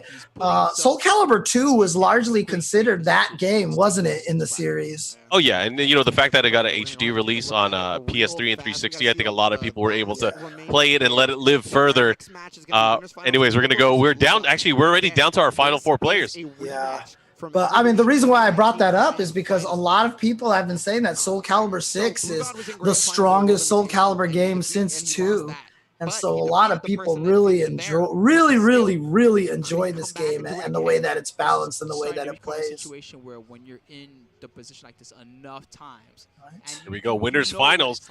This is a race to 3, James. So first to 3 between Blue God and Utoto. I'm gonna destroy you. And again, oh man, so this is Japan and US. Like I said, when we had 6 players left, it was only there was 5 countries represented in 6 players, and the repeat country was US. And so we had Linkors, and now you see here Blue God. But I believe Manta is on the other side of California, not exactly the same. All right, we're gonna find out how this is gonna play out. Of course, winner of this match will move on to the winner side of Grand Finals, which is probably the most advantageous position you'd want to be in any tournament. Yeah, because once you're on the winner side of Grand Finals, you're still in the winner's bracket. You have to lose a set to get launched into the loser's bracket and then lose again to get eliminated. So they have to lose 2 sets while the person coming from the loser's bracket only needs to lose 1 set. So it's a tough road. Extremely tough tournament. 510 players, all in attendance. A great many of them. Oh yeah, so I guess Spooky just mentioned over 500 people in attendance here for the Evo Japan event. That's a lot of players for Soul Calibur. Yeah, it's really cool. You know, I feel like Soul Calibur 6 has really been, you know, finding a good stride among the players, among the community.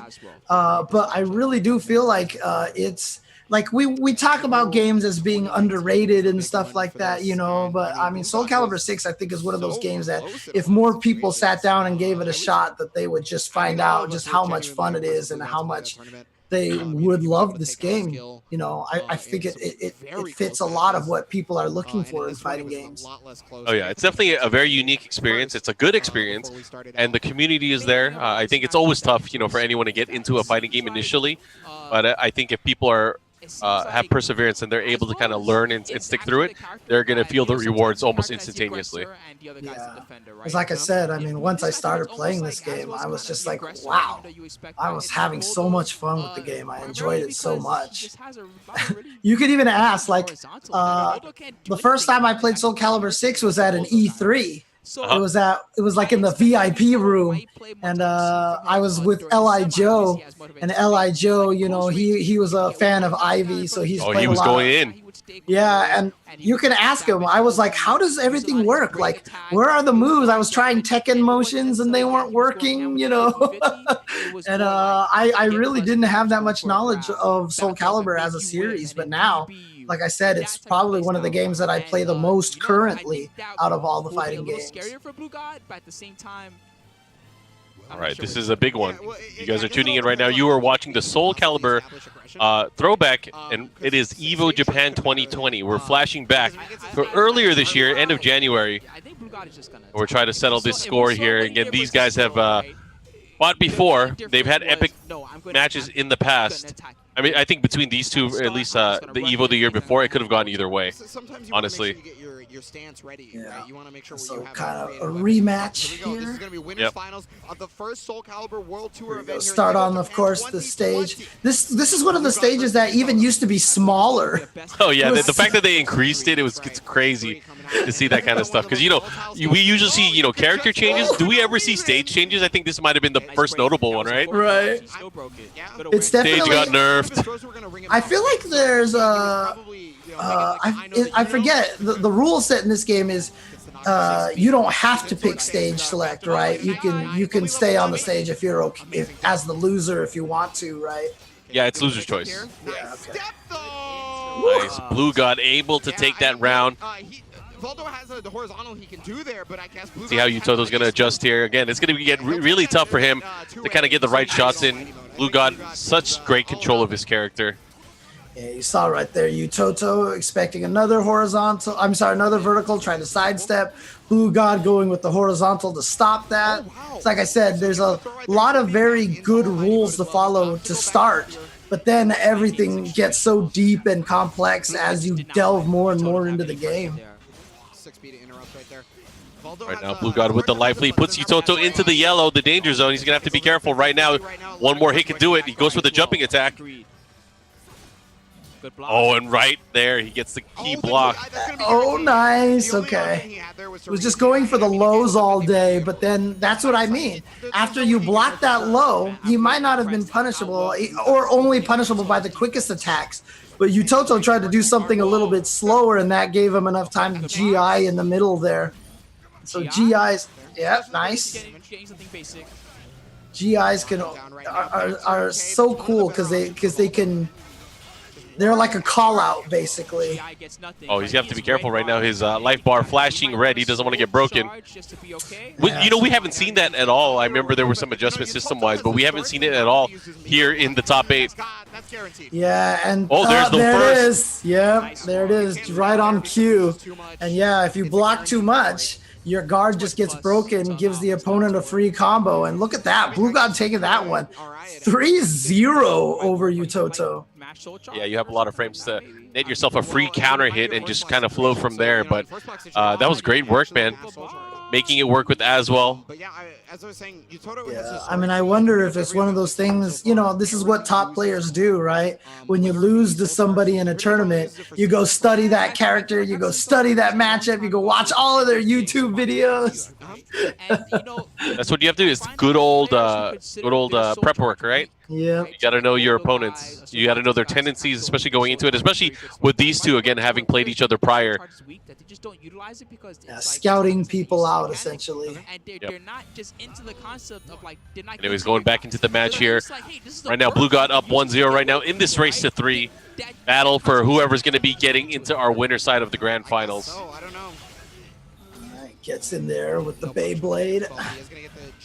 You see those GIs right there. But the interesting thing is when you get GI'd, it kind of creates its own mini game because if the opponent tries to counterattack you, you can actually reverse GI. You can do your own GI during the GI stun and counter GI them. But then there's moves that break GIs, and so it creates its own little mini game. It's not a guaranteed punish, which is why sometimes you'll see Utoto get the GI but not any damage afterwards because he's reading Blue God's. It's a huge risk-induced guessing game. Yeah. But if you miss, you are in for a world of hurt. I mean, we know there's certain attacks that will beat out GI and lead to a lethal hit. So it's definitely one of those things. Unlike past games where obviously you GI back, maybe you have to mix up the timing here and there. But in this game, there's so much more risk behind it. Uncharacteristic. He has Blue God is flashing red right now. He's gonna have to be careful. That's why he's taking initiative. I think offensively decides to pop again with the soul charge. Oh, what a whip punish right there. Oh yeah, weapon arts is gonna come. I feel it. I feel it in my bones. Yeah, I feel like the muscle buster's coming. Oh, you know what? So did Utoto. Do you see him crouch right there? As soon as he saw Blue God move, he crouched because he was like, here comes the muscle buster.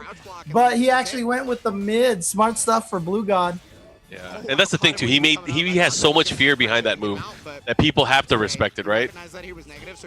Yeah, he's so good at landing it. I very rarely see Blue God's axe weapon art get blocked. Nice mix. He needs There we go. That was the same situation as last time. That's actually Yutoto's first round. For it, but that time Yeah, he was able to get something finally. Well, don't know if that's the combo that you wanted or the sequence. Has another opportunity, but a dash-in throw from Blue God. Again, just working his way. I mean, you can see the comfort that he has in this matchup against Voldo now. He's stepping at the right time. He's going in at the right time. Very different from their first matchup when I saw them play back at EVO the year before. Obviously, there were some adjustments character-wise as well. Yeah, I mean, some people in the chat saying that it seems like he didn't even really know the Voldo matchup all that well at EVO, and he obviously put the study in there. Ooh, did you see that punish? The one time he did go for the low? Yeah. That was crazy. I just said that I feel like Blue God's landed all of them, but then he got one blocked, and it's very negative and very punishable if you do get that weapon art blocked. And that's the crazy thing too, is like even if someone does block and someone does punish it, Blue God's not going to stop using it. He's a believer of that move. Yeah, there's no reason to stop using it. No reason. Oh, gets the launch to follow up here. Puts him into the blender. What's the mix-up? Goes for the back turn attack. Oh, and he caught him, and that should be it. Incredible! There we go. 2-0 for Blue God. Look at this. Yutoto put into a bad position now. He's down 0-2. There was that universal language, the little half smile and head nod, like. I almost feel like we're not seeing. Like He's like, all right, you got me, but these small mix-ups, but he's not getting like. All right, this time working his offense, but he has to deal with the axe to follow up, and he's gonna hit the wall. Now what? yeah, What you gonna do, baby? the wall splat combos. Again, and then he's gonna have it's gonna splat again. optimal positioning for another reset.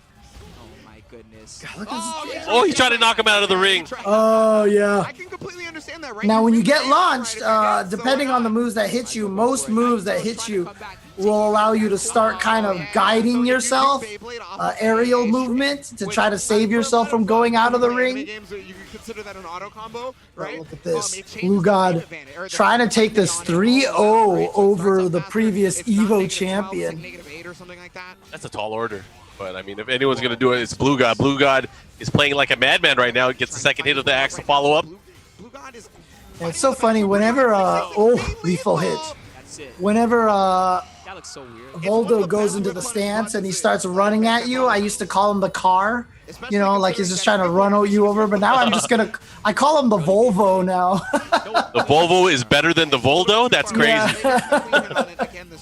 Oh, and he goes for the attack, the follow-up here. He is charged up now.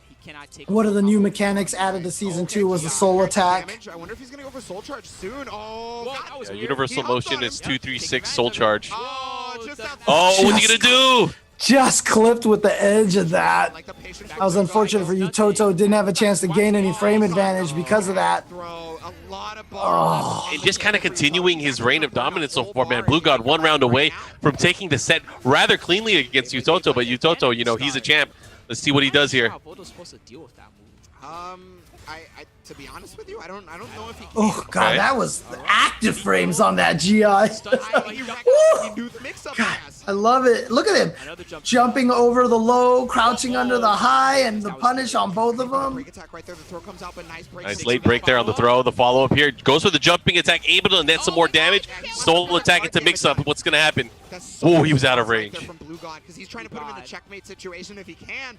Oh man, look at this. Oh yeah, there's just so little chance for the comeback there. Blue God. Wow, look at the domination here. He's been just blowing through everybody, and he's in grand finals now. He's in grand finals. First it was skill from the Soul Calibur. Doing such a great job. That was crazy. Now it was Great job. That was winners finals if you're getting in late.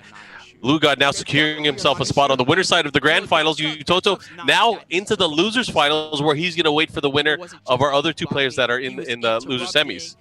Yeah, that's right. And again, this is EVO Japan 2020 from January this previous year. We're going through all of these matches, watching them all over again. But I want to definitely give shout outs to all of our sponsors that are helping us put these on for you guys over here. he would watch these Astro, of course. You've got your nice Astro headsets on over there. Oh yeah, I love them. I mean, the support that they've given, not only Tekken but Soul Calibur, but just the fighting game community in general is one of the most unparalleled, I would say. And you know, the fact that they've been coming back year after year, just really making things better for the players is just amazing. But again, we are of course waiting for the follow-up match, and you know, it's been crazy thus far. This is going to be the last 2 out of 3 set that we're going to be watching, James. Okay. So we've got one more match here that we're gonna watch before the break, or I believe so. Look like a scrub 3-0 in winners fight. That's not normal. That's But anyways, if you guys again are tuning in, we're winding ourselves down. So he's getting towards the end. Pretty in the grand finals. He's guaranteed top 2 no matter what. yeah, but once again, shout outs to Spooky and to Ebonic Plague there for doing the commentary live at the time. Okay, yeah, so we'll have one more match. You're right. Sorry, I had a little mix up there on my side. Apologies. All good. All right. To make this top 8 happen, and I mean now, you know, we've And if you guys are watching at home right now, spread the word. Let people know. Twitch.tv/Soul Calibur. We're watching the Soul Calibur throwback right now, and again, use that hashtag, or even let us know in the chat what other events you'd like us to revisit in the future.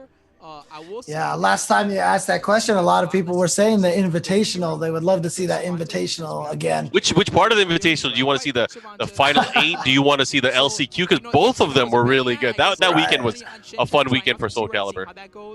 Yeah, I remember hearing who won the LCQ? I forgot the last. It was Party Wolf.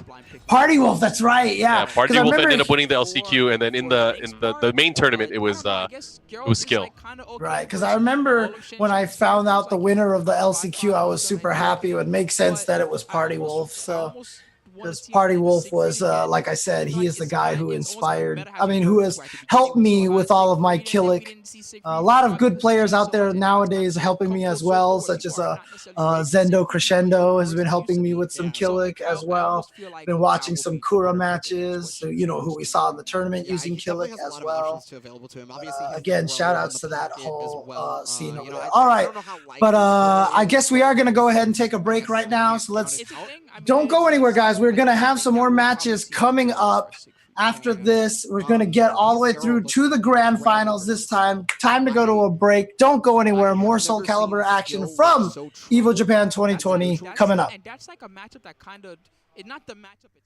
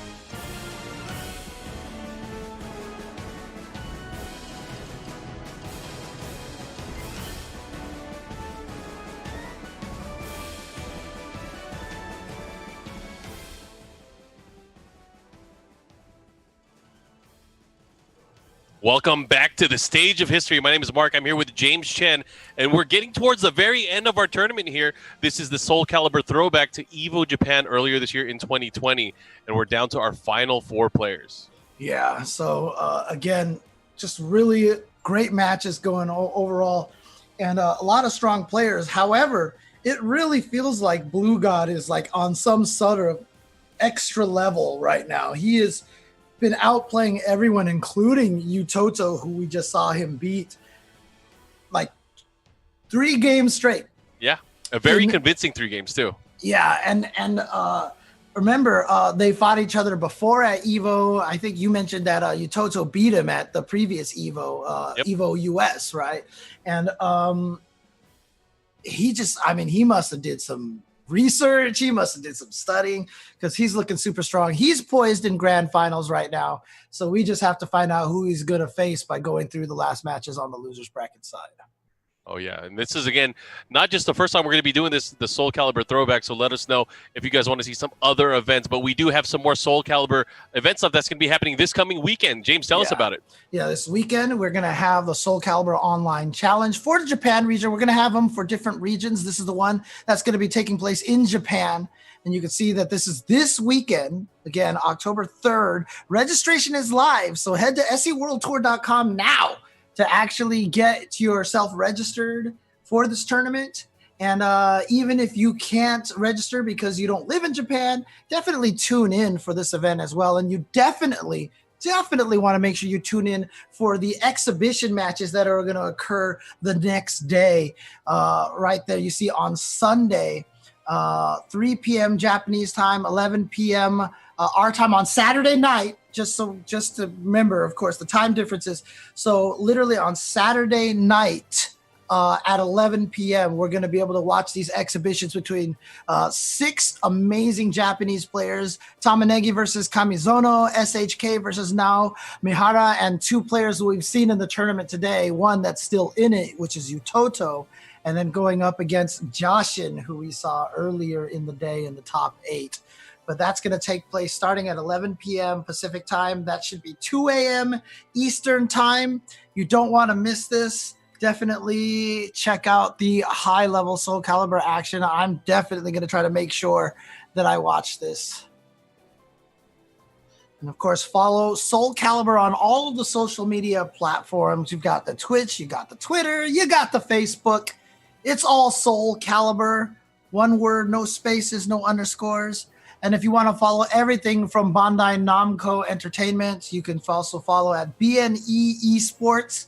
Again, all no spaces, no underscores or anything. And there you can watch all the matches on their YouTube channel and on Twitter. And if you guys are enjoying this throwback, and let us know what other events you want us to see do throwbacks on. Tweet at us with the hashtag SCThrowback and let us know what matches you would like us to review. And guys, it's going to be pretty good because we're winding down towards the end of the tournament. As we mentioned before, we're down to our final 4 players. So things are going to get heated. And when things get heated, you want to make sure you have the right hardware. So I want to give a shout out to our friends over at Astro Gaming, the official headset and the mix app of both the Tekken and the Soul Calibur throwback. And of course, this year, extending the partnership to bring their products to the casters. Right now, I'm wearing one of the Astro headsets, and every caster, of course, going to be using the special edition Astro TR main stage headsets to bring the hype to those of you at home. I know James is probably going to have one pretty soon. That way he can join us next time. Mine didn't come in time. So. You need the haircut first. They said, unless you get that haircut, you're not going to get it. No. Okay. Of course, shout outs to Astro, of course, for all of their innovative designs and always supporting the fighting game community. Much love to the Astro family. Also, just to go in touch with, just everything that Bandai Namco is doing. There's also the Bud Light Beer League that's happening on Tuesday nights. It used to be for Soul Calibur, which we had in the past, and hopefully we'll see it again in the future. But right now, it is focused on Tekken. So make sure you guys check out all the action on Tuesday evenings, Pacific time, twitch.tv/Bud Light. Of course, all the Tekken online match, the online tournaments have been taking place that I know that you've been a part of, Mark. But as you can see here, we have the last 4 players. Again, 4 different countries here. We've got U.S., Japan, actually 3 different countries because we got 2 U.S. players left, Singapore and Japan. So there's Linkors and a Blue God still surviving. And Linkors can be eliminated here, but let's see if he can make it 2 out of 3 U.S. players. Yeah, and speaking of 2 out of 3, this is the last 2 out of 3 set of the tournament. The last short set. After this, whoever wins this will be moving on to the losers final where Utoto is waiting. So out of these 2 players, we're going to find out who's going to get in there. Right now, they're going right at it. So Linkor's picking his, I would say, I don't know if this is secondary or his main character. He also uses Siegfried as well. But Chen is using his other character in Tira. Yeah, this is the only character we've seen him use so far. So definitely has a bunch of other characters that he can go with, but choosing to go with Tira for the most part for this tournament. Ooh, that was such a nice step. And sometimes I swear it looks like your characters teleport behind the opponents. It's just because the closer you are to them, the faster your sidewalk actually ends up being. And which is a little interesting kind of a mechanic. You can actually dodge horizontals quicker if you are closer to them. Easier to get around your opponent's body. Nice break on the throw there. And right now, Linkor's doing a great job controlling the pacing right now. His ability to use those arts is just, I think, second to none, especially for this character. Oh! Set your ass on fire and out of the ring. Damn. Yeah, she saw her jump up in the air, and Linkors was like, let me help you a little bit. Let me give you a little boost here, a rocket boost here. I'm pretty sure that was an anti-air fireball. I'm pretty sure. It happens in this game, too. No air blocking, sorry. Plus frames right now. Chen really needs to be able to push offense. Again, continuing that offense. Nice. Goes for the low swipe, the follow-up with the wall standing B as well. Linkor's looking really strong here. Yeah, I gotta say, for his first international tournament, I mean, really impressive performance by Linkors here to go to a foreign country for the first time, play in something as big as an EVO Japan, and here he is in top 4 with the potential of even getting higher than that. Oh, he tried to light him up there. He was going for some cheeky, but he got interrupted. Oh, yeah, that's a free Oh, look at this punish. Yeah, that'll be dead. That'll be dead. Yeah, especially on counter hit as well. Chen now 2 rounds to 1, just like that, kind of stealing it away after all of that dominance there from Linkors, at least offensively and pressure-wise. But Chen able to, dig deep there. Yeah, that little line in your health bar basically indicates when a Soul Edge is going to kill you if it hits you raw. Obviously, it can do more damage if your own life is lower, but that's generally a good marker. And if your health is below that line and you get hit by a critical edge raw, you're pretty much dead. Oh, it's the first time we see someone crouch that today. He's not going to be able to get a nice whole again, lot good block. Hey, but at least you steal momentum. Good break. And that's really just a 50-50 guess to break those throws. And whenever I watch high-level players play Soul Calibur, I'm always amazed at how accurate people are at breaking throws. Well, the thing is crazy, too, is like they're guessing. They're just like you and I. They're definitely guessing. All right, so here we go. Chen trying his best to... He went for it. That was the hardest read. But unfortunately, there were no words on those pages. There was no letters to be read. That was unfortunate. Oh man, look at him. Oh, he's pissed. He's pissed. See, this is what I love, right? Because we've seen like every emotion from him now. We've seen the stress, we've seen the pop off, and now we see the salt here. And this is one of the things that I really do miss from offline events is seeing this kind of every flavor, pretty much. Yeah, some of the sweetness right now is the salt. And if he loses, it might be sour. Who knows? Yeah. And then bitter a little later on. Yeah. All right, here we go. Look at the pressure now. Trying to continue, but Chen knowing when to pick his shots, knowing when to take his turn back, which I think is extra important here.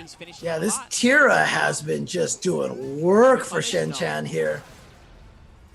He's at a big life deficit right now, though, in the danger zone. A lot of 668K, 668 charge. Good round so far for Linkors. And it should be noted, I mean, every time he tries to light him up, he tries to flame him up. That does amazing chip damage as well. Obviously having to use some of his resources, but making good use of it. Really continuing with that pressure. Is this the first Soul Calibur that's had chip damage like that, or have previous ones had it? Well, that's a good question, James. Yeah, I don't remember. I feel like there was in 5. I feel like there was. Okay. I could be But wrong, you though. But I obviously mean, you can't die by chip in this game, but you can certainly be drained all the way to no health. I'm sure someone in the chat will let me know about the chip damage there. Unless none of them know either. oh, I believe it. I believe in the internet. They'll definitely know. Oh, look at this Chen right now working his magic. Nice. Tying up the rounds. To be nice Good and stuff. basic, you know, it doesn't want to overextend in any way, shape, or form, but wants to get every damage available. Again, working that low, really trying to find those openings, and I like it. Linkors, you got to be careful with those whiffs there. Yeah, one of the things that's interesting, you know, like I said, you don't lose a ton of damage most of the time when you get hit by lows, but if you get hit by like 4 of them or 5 of them, it adds up. It starts to add up. Yeah, like, hey, where'd my life bar go? What happened? Watch out for the ledge Oh, big block and a punish. Okay, so someone confirming that chip damage did happen in 5. So there was some chip. Oh! See some of those moves that have the automatic crouching that goes under the high attacks? Oh, he had a big block there, but Linkor's taking advantage of it right now. 2 rounds to 1, looking to tie things up here with Chen. That patience that normally rewards you can kind of Get a battle between both the U.S. and with Singapore. That was a big hit. Yeah. Oh, but that's a good answer. Get off me. You thought you were in control? Right Not back today. at you. Right back at you. Opportunity right there. Goes for the low option. Oh, nice duck again. He sees that. Again, just working that magic. He gets from the 6v. Pushing You see it? again. He's still got a lot of Say you see them both walk away from the wall like that. It's just what a the step movement right option in this game. Oh, Oh, and- you can't tech. Yeah, back throw, guaranteed. Just like you said, guaranteed. All right. What is it now? What is he doing now? He looks so focused. You're almost out of water, young man. Calm down. You're almost out. Stay hydrated. Where's the hydration bot that's gonna show up in the chat right now? I think we're just I at the banned right him in time advance. for that. Banned him in advance. I mean, let's focus on the matches here. Sticking out here, it looks like, I think.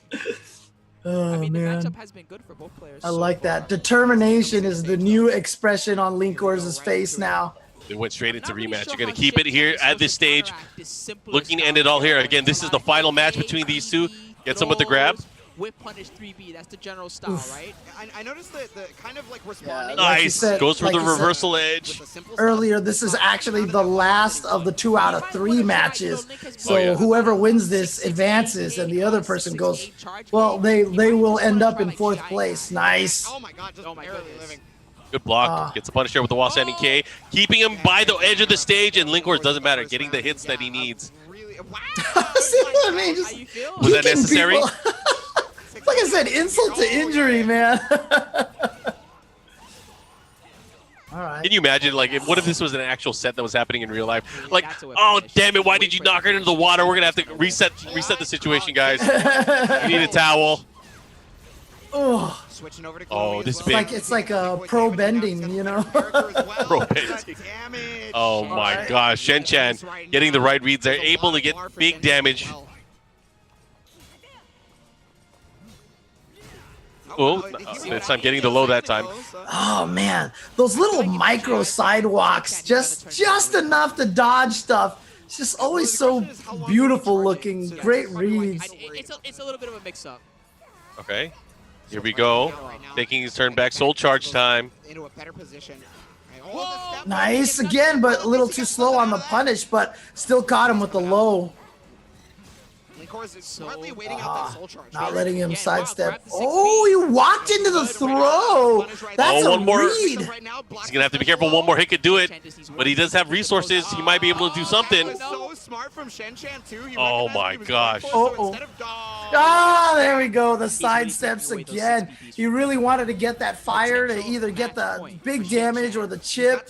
But again, a sidestep you can see very easily avoided there if you have the read. I can't believe he went for that. That was crazy. Okay, Oh, the follow-up here. Very tense when you're in range 0. Having another opportunity. Going in. Gets the hit out of the air. Yeah, you see him go with the horizontal option. Doesn't want to give Chen the chance to sidestep it. That was weird. He's been pretty successful at doing it so far, at least towards the end of this match. Watch out. All right, is Linkors going to be able to tie it up? Are we going to go to a final round? It's going to be so much damage. Okay, get off of me. Exactly what you were mentioning right there. The soul train. Oh, get off. Oh, he's lighting him up. That's what I mean, that fire. That's why he went for the fire the last round, because if you get it, look at the damage you get off of that. But no sidestep this time from Chen, and we're actually at final game, final round. Oh, got the Oh, and he gets the hit, the follow-up, and the big boot. Oh my gosh, this could be it. He's going to soul attack, and he has charge up as well. He's in Gloomy Coda, so his options Oh, and he might be able to get him here. Is he out of the ring? Actually, it is. That was crazy. Oh, That was man, sick. You hear the excitement in Ebonic Plague's voice there, for sure. But look at this: 2 U.S. players in the top 3. U.S. asserting some dominance at Evo Japan. Oh, that was such a great end right there. I mean, a nice comeback there for Linkors after being down 1 game. So we have our final 3, kind of as you mentioned, and it's 2 American players and 1 Japanese player. Linkors moving on into the losers final, where he's going to be fighting off in a longer set against Utoto. Oh, I don't know if dude, you see his hand is shaking. Yeah, You could see his hand is shaking when he pushed up his glasses. You could see his hand was shaking. 20 years young, man, and in this kind of a pressure situation. Oh man, it's good stuff. It is good stuff. Man, look, I tell we always tell people go to your locals, play in these events. Right now, it's just like enter these online events. There's a lot of great online events out there. I really recommend it to people. Yes, it's nerve-wracking, but that adrenaline that you get in these tournaments makes you feel alive, man. It's a wonderful feeling, and I miss it as a former competitor, now retired competitor. Didn't even let it happen. Yeah, I'll tell you one thing we'll never retire of. It's just loving fighting games. It's crazy. Yeah. What's the last fighting game tournament you entered, Mark, that you can think of? It was in 2011. Wow. It was in 2011. That was You the last remember time exactly, huh? Okay. Yeah, because I was salty because I got 9th place. I was hella salty. I got 9th place. It was a national tournament too. Oh, dang. So I was pretty salty. Oh man, good stuff, good stuff. Yeah, I think I only enter like classic game tournaments these days. Hey man, sometimes the classics are what makes us feel alive. Yeah, I need to play in tournaments again, man. I miss this feeling. I miss that adrenaline. It's like I said, it's tough, and a lot of people always ask me, how do you get over the nerves? And my answer to them always is, you don't. Never goes away. You just learn to repress it or to channel it in a different way. But no matter what level you're at, you'll be nervous. I remember Justin telling me when he played Daigo at Evo like a couple of years ago or 3 years ago, he said even then he's like super nervous, And these are guys who have played in, thousands of tournament matches.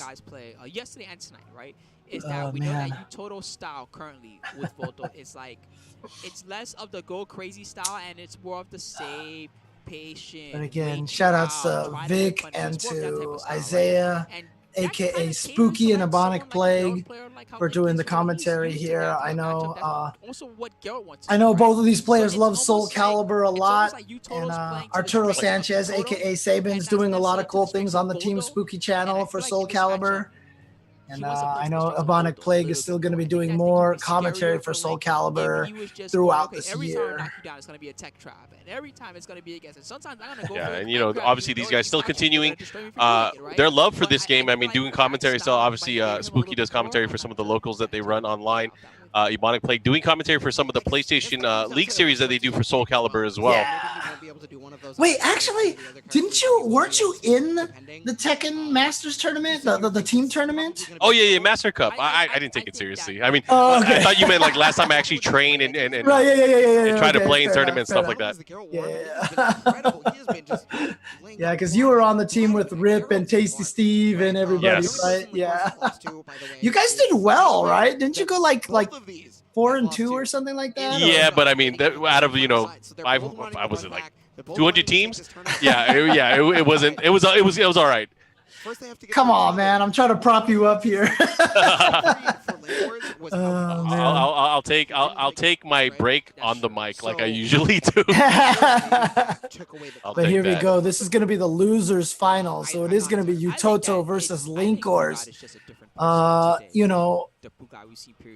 Utoto, of course, Evo champion, got sent to losers by the other American player, Blue God. Now, see if he can actually defeat Linkors here, or if Linkors is kind of has the momentum right now coming from that loser semis and winning. We're going back to 3 out of 5.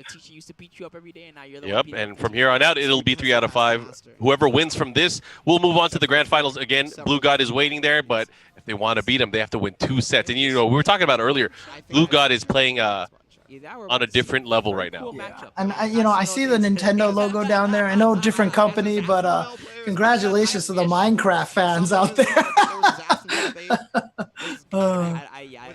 That was definitely a surprise announcement earlier today. Once again, this is losers final, so it is a first to 3, race to 3 set. Yep, first to 3 between these two. 3 out of 5. And then whomever faces Blue God in grand finals has to beat Blue God twice. Right. What's he? The way he's listening into the headset, it's kind of disturbing. Is that how it works? Like, I feel like he's like trying to get secret information. Is there someone like oh, it's us giving him information. Utoto, he's gonna try to hit you. Be careful. Yep. He's gonna try to mix you up between mids and lows. Did you just speak Japanese? A little bit. How much Japanese do you know, actually, at this point? Since you asked me in a public setting, I'm going to say I don't know any. just so I can be a spy, I'll say I don't know any. How about that? That's the Daigo strategy, right? it is a strategy from what I hear. Because Daigo actually act like knows, you don't know. Yeah, Daigo actually knows some English, right? No, he knows a lot. He knows a lot. Okay. He definitely knows a lot. I've had conversations with him, but I don't want to blow him up. I don't want to blow him up. I'll let him do his own speaking. Because I still remember it was a NorCal Regionals. I went to the gym at the hotel, and Daigo was sitting there on the bike, and he was pedaling, and I was talking to Gibby in the gym, and we're sitting there talking. This sounds suspect already. Daigo, Gibby, and James Chen walk into the gym. Yeah. I was making continue. I was making some comment and I said something, you know, I made a joke about Daigo and I saw him laugh and I was like, dude, he understands what I'm saying, dude. The medical reason sus. Is like a god, right? That's right. Somebody among us is sus. Anyways, we're going to go into the matchup here. And, you know, the matchup always starts at the character select screen. I imagine from Utoto we're going to see an immediate. Well, it could be as well. All right, here we go. Nah, it's not going to happen. Voldo, sticking with the Voldo. Voldo against the Volvo. So there is totally a possibility of character switches from both players. That's right. Anyways, going into the set here. Thanks, guys, for hanging out with us here on this wonderful midweek presentation. We're watching some Soul Calibur action here with the Soul Calibur throwback. And, of course, this weekend, the Soul Calibur Online Challenge Series. I hope you guys are looking forward to the Open Tournament that's happening in Japan. And, of course, the Exhibition Series. But we're going to get started here. Losers Finals. That's going to be on twitch.tv/SoulCalibur as well, right? That is correct. It will be on this very channel. And, you know, again, if you're not in Japan and you can't enter, this is also going to be happening for the U.S. region and also for the European region later this year. More details on that as they come. Yeah, but definitely make sure you give this channel a follow. Give this channel a follow so you can watch all of the official Bandai Namco Soul Calibur events here on this channel. That entire round was just a masterclass. That was incredible. I love how he stayed in one place and said, okay. Utoto taking that first round. And Voldo is one of those characters that I feel like is kind of like a knowledge check character. You really have to know all the little funky things that he can do. Otherwise, he can just kind of run over you and it almost feels like he's just going ham. Oh my gosh, that was well played right there from Linkors. You know, I got to call it out, though. You know, one of those things, especially if you are a champion, if you win the biggest tournament in the world, let's say, everyone is going to have a target on you. Everyone is going to learn your character, your matchup, whether they play them or whether they learn how to fight against them. It becomes a bigger challenge. You know, the weight of a champion is always heavy. Oh my gosh, he's making a comeback on this. Oh my god, and he got flamed up. Again, anti-air fireball, baby. He's so good at it. I feel like Utoto dropped the combo right at the end there that could have won that. But yeah, Linkor's tying it up after that great first round by Utoto. That's a great confidence boost for a player like Linkor's right now. Young and on this momentum, getting beat pretty badly in first round, but then coming back in the second round. Oh, yeah. Especially going up against a player like Utoto. You know, Utoto always, at this point especially, was always favored to be, you know, one of the winners for these tournaments. So much time to interrupt as well. Yeah, so clearly he's still probably the favorite here to take this match, but will it happen? Oh, yeah. Lighting him up again and looking to close it out. Linkors. Like I said, that's why he went for that fire, that flame before that was sidestepped against Chen. Because it's just, I feel like the flames are getting more intense on the overlay, especially when he starts lighting them up. This is crazy. I didn't know they were dynamic like that. We can turn up the flames if we want. That's crazy. Yeah, we definitely need to implement, you know, get them to do that. When we go on break, can we blow them out? Oh, again, he's lighting them up, and look at the flames going crazy. Yeah, it's just good damage. Okay. We're punished. Yeah. Oh, yeah. Okay. Good. Ready for that. Damn. Scouted. Kicked in the face. Final round here. Match number 1. I mean, most characters, when their back is turned, they're limited to like 4 moves or 5 moves. Voldo is the only character that can block while his back is turned and has a whole nother set of attacks. It's basically a stance for Voldo. Yeah, he's, oh my gosh, the ring out. And he's like Voldo itself is like the personification, like if you're not out of control, you're not in control. Right. Oh man, see the frustration on Linkor's face. There's It's like, not like that. I don't want to lose like that. Again, you have more opportunity here. It is a longer set here. Race to 3. So first match going to Utoto. Let's see what adjustments young Linkors is going to make here. Yeah, again, can he make this an all-U.S. Grand Finals in Japan? I mean, you remember we were in so many tournaments back in the day, especially, you know, Japanese premier tournaments, things like, you know, Togeki, Super Battle Opera. Yeah. It was so rare for American players to do well at these events, right? Impossible. So rare, so rare. I mean, it happened here and there, but, you know, for the most part, usually the U.S. would go out first round. But this being such a global stage with players coming from all over the world, you know, in bigger numbers, it's nice to see, you know, the U.S. really bringing it to a lot of the international competition. Yeah, and I think, what was it, the only U.S. player ever to win an SBO? Isn't that Justin in Marvel? Definitely Justin. Yeah, okay. But I know a lot of players who are doing so in a lot of other games. The parity really has really gotten stronger in all fighting games because it's so global. We get to see what everybody else is doing all the time. There's no more secrets out there. You know, I guess another bonus trivia for that. We know Justin ended up winning Marvel, but up until that point, the highest placing American player was Fetz, who did get top 3, I believe, in Soul Calibur 2. For SBO way back in the day. So shout outs to, of course, the Chicagoland area. Breeding champion since, like, what is it, the 90s or early 2000s? Sorry, guys. I've got a little guest who wants to watch some Soul Calibur here as well. Oh, my gosh. The follow-up here. Good damage. Let's see what Linkors is able to do. It's okay, James. I got you. He disconnected Cat's out of the my bag. headset. Oh, man. Again, trying to chop away at him. Utoto in perfect control right now. Every single exchange has been that. Yeah. But again, Linkor is making great use of those skills. Really trying to open up his opponent, but good break on the throw. Yeah, look at this patience for Linkos. He runs up and he's just, again, he went for the flame. A little bit too much of a hero attempt right there. Got flame, got sidestepped and punished. It's a great starter, but it's pretty committal. Oh, yep. Very much so. Nice. Gets a follow-up here. That's going to hurt. The damage he's been taking. 6 BP getting steps. He's got bar to work with. All right, light him up one more time. Having to use as much of it as possible, honestly. Utoto for his part. Just chipping away little by little, one hit at a time, a single A. No whiff punish by Utoto there, surprising.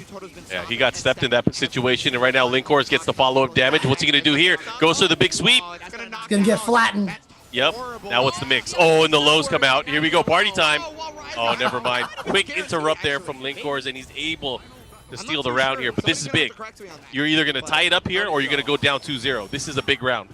Yeah, if you block the Volvo when he's coming at you hands first, I believe he's super negative and you can punish him after that. Oh, well, he's punishing him right now with something. He's definitely putting in the hurt. Oh, and he's going to double up. Oh. And of course, on this stage, you see the wall is red now. The wall eventually breaks, and then there is no more walls. Now he's using the meter. Right when Linkors could least expect it, right? Even when he uses the soul charge, Oh my gosh, he's gonna go down like this.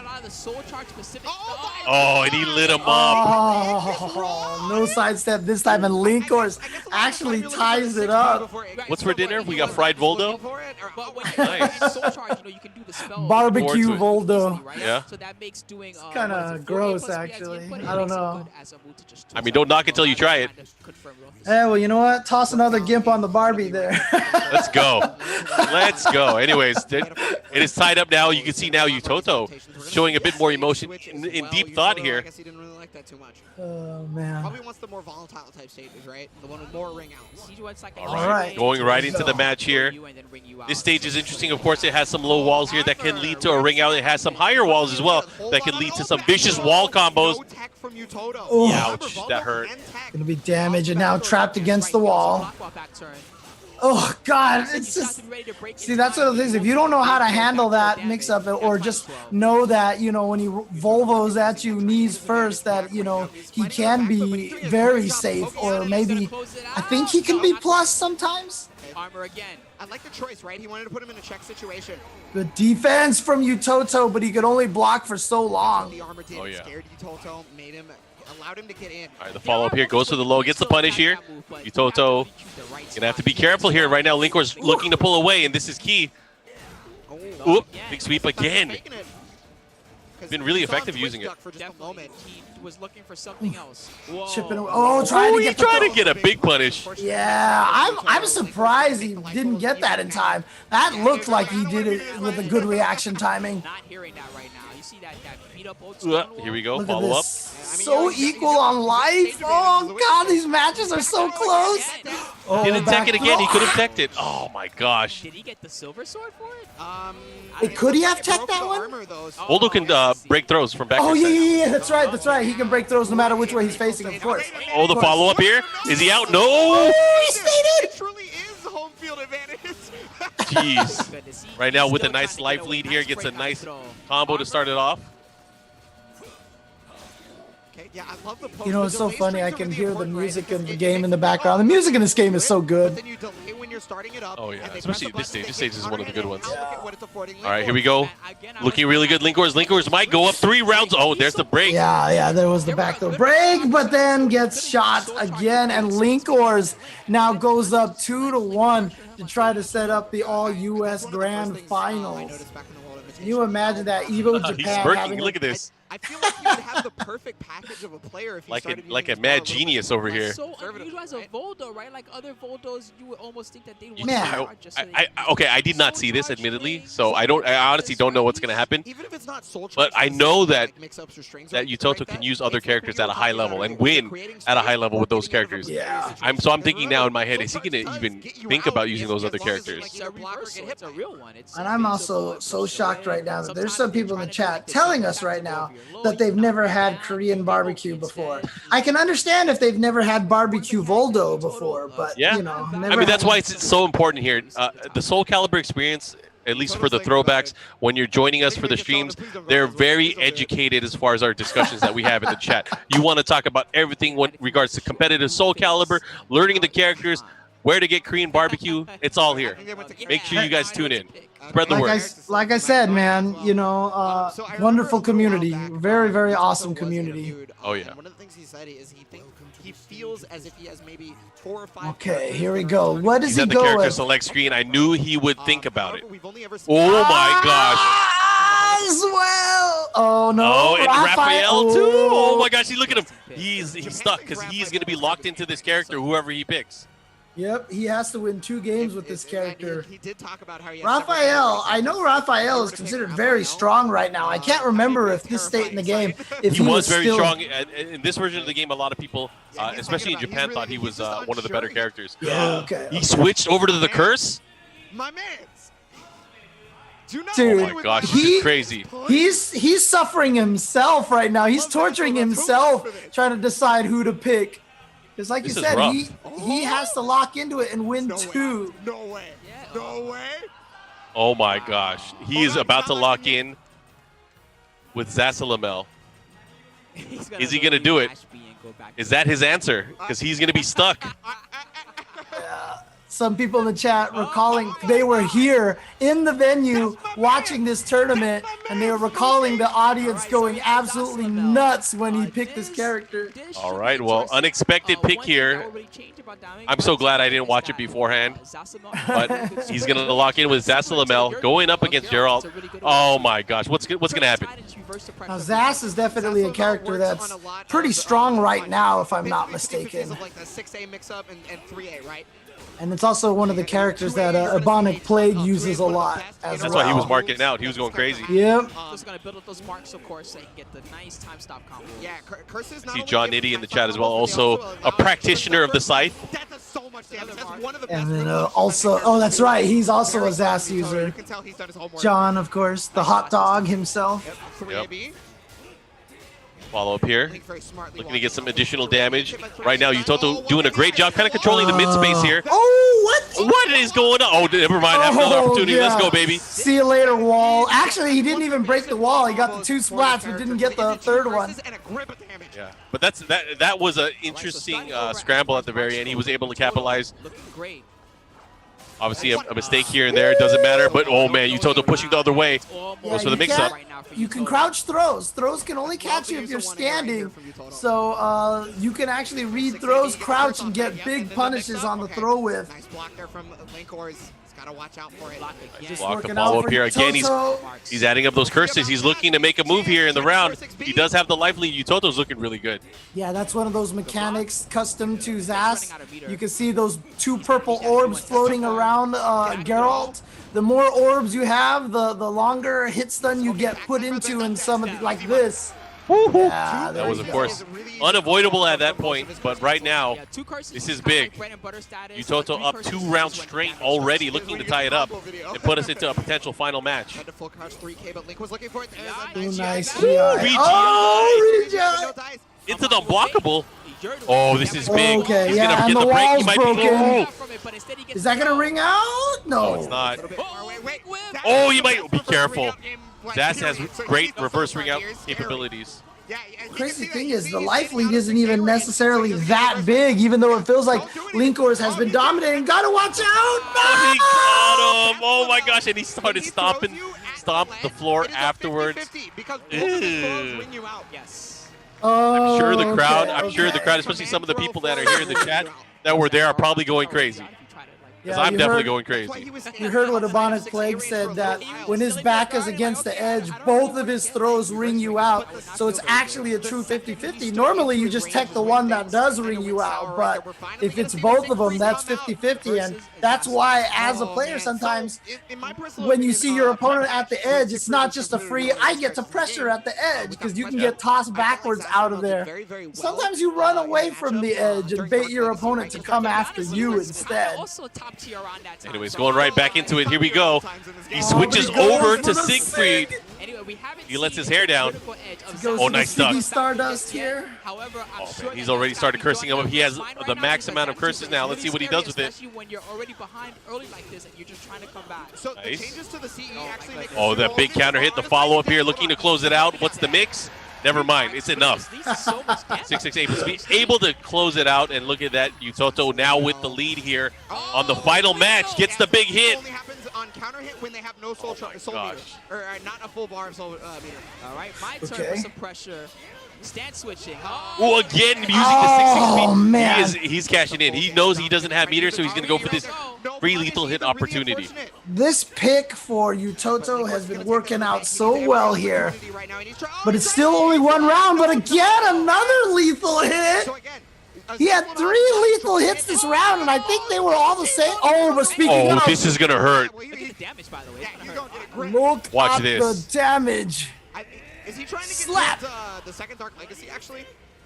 Ow, gonna that pop. was What's he gonna 50, do? more than 50% of what he had left. There's one. All right, he has another stock of that as well. Oh, and look at that. Able to get the counter hit. Pops him in the face. And that's crazy because that round, it felt like Utoto was completely in control. But Linkor is making that comeback there. You know, it changes, especially towards the end of the match. You know, once you get him in the yellow, you have to hit a certain threshold damage-wise to make sure that you do full damage. Otherwise, little things will just add up over time. Okay, yanks him backwards. Oh, he caught him looking.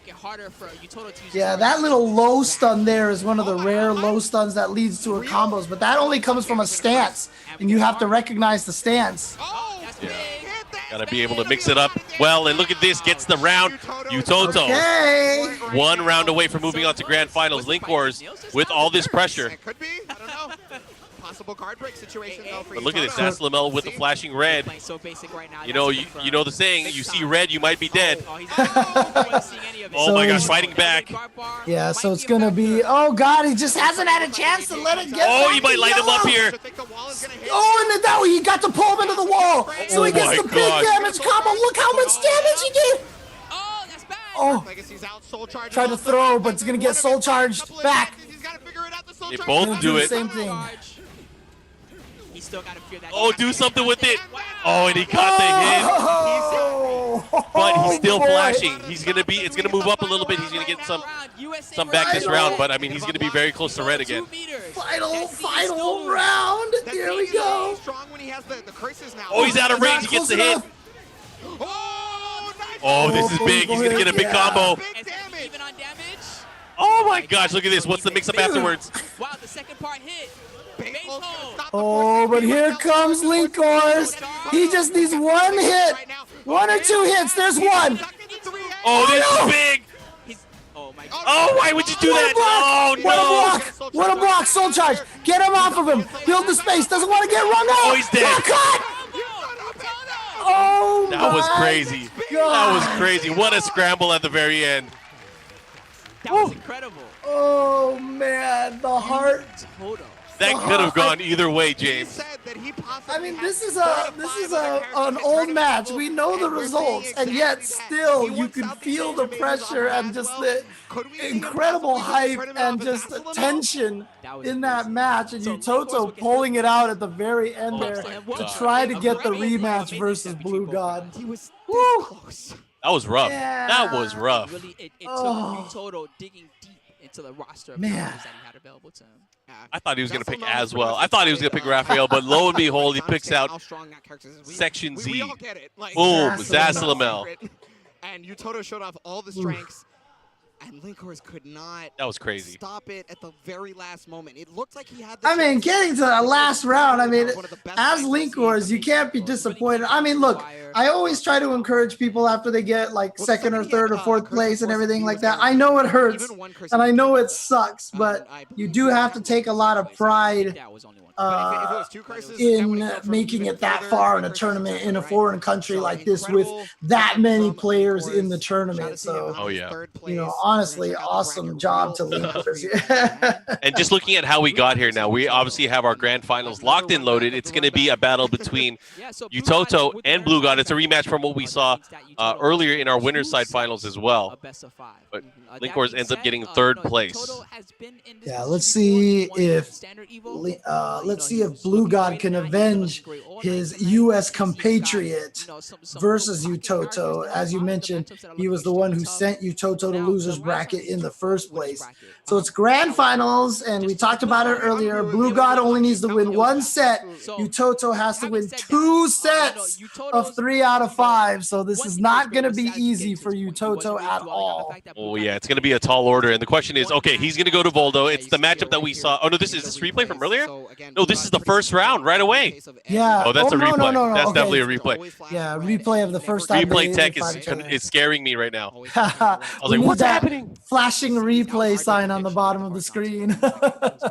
Yeah, but again, this is what happened earlier in the tournament. If you guys missed it, but huge lead in the last round, as you see. Yeah, it just snowballed from there. I don't know about you, James. I'm kind of invested in this matchup right now. After seeing how we got here and, you know, Utoto's fierce battle coming out of the losers bracket in the winner's side, or I mean, during the winner's final, and, you know, just having that amazing set with Linkors. That was crazy. All right, so again, Grand Finals, Blue God going up against Utoto. Already took him down to the loser side of the bracket from Winners Finals 3-0. Convincingly.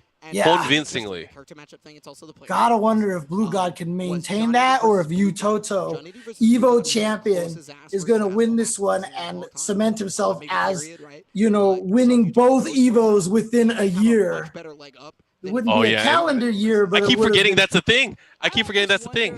Has anyone done that yet? Arslan Ash did it in Tekken 7, but not That's right. Yeah. Arslan Ash was really the only one to do that.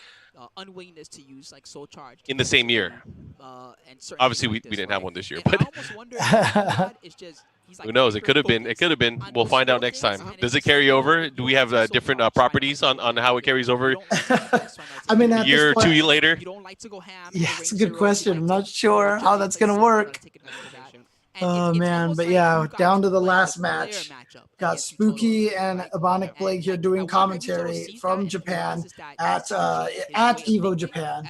We got to talk about this, man. James, this is different from when we were growing up playing fighting games and learning fighting games. The community being so involved when it comes to like productions and events and stuff like that. It's crazy to see how much things have grown.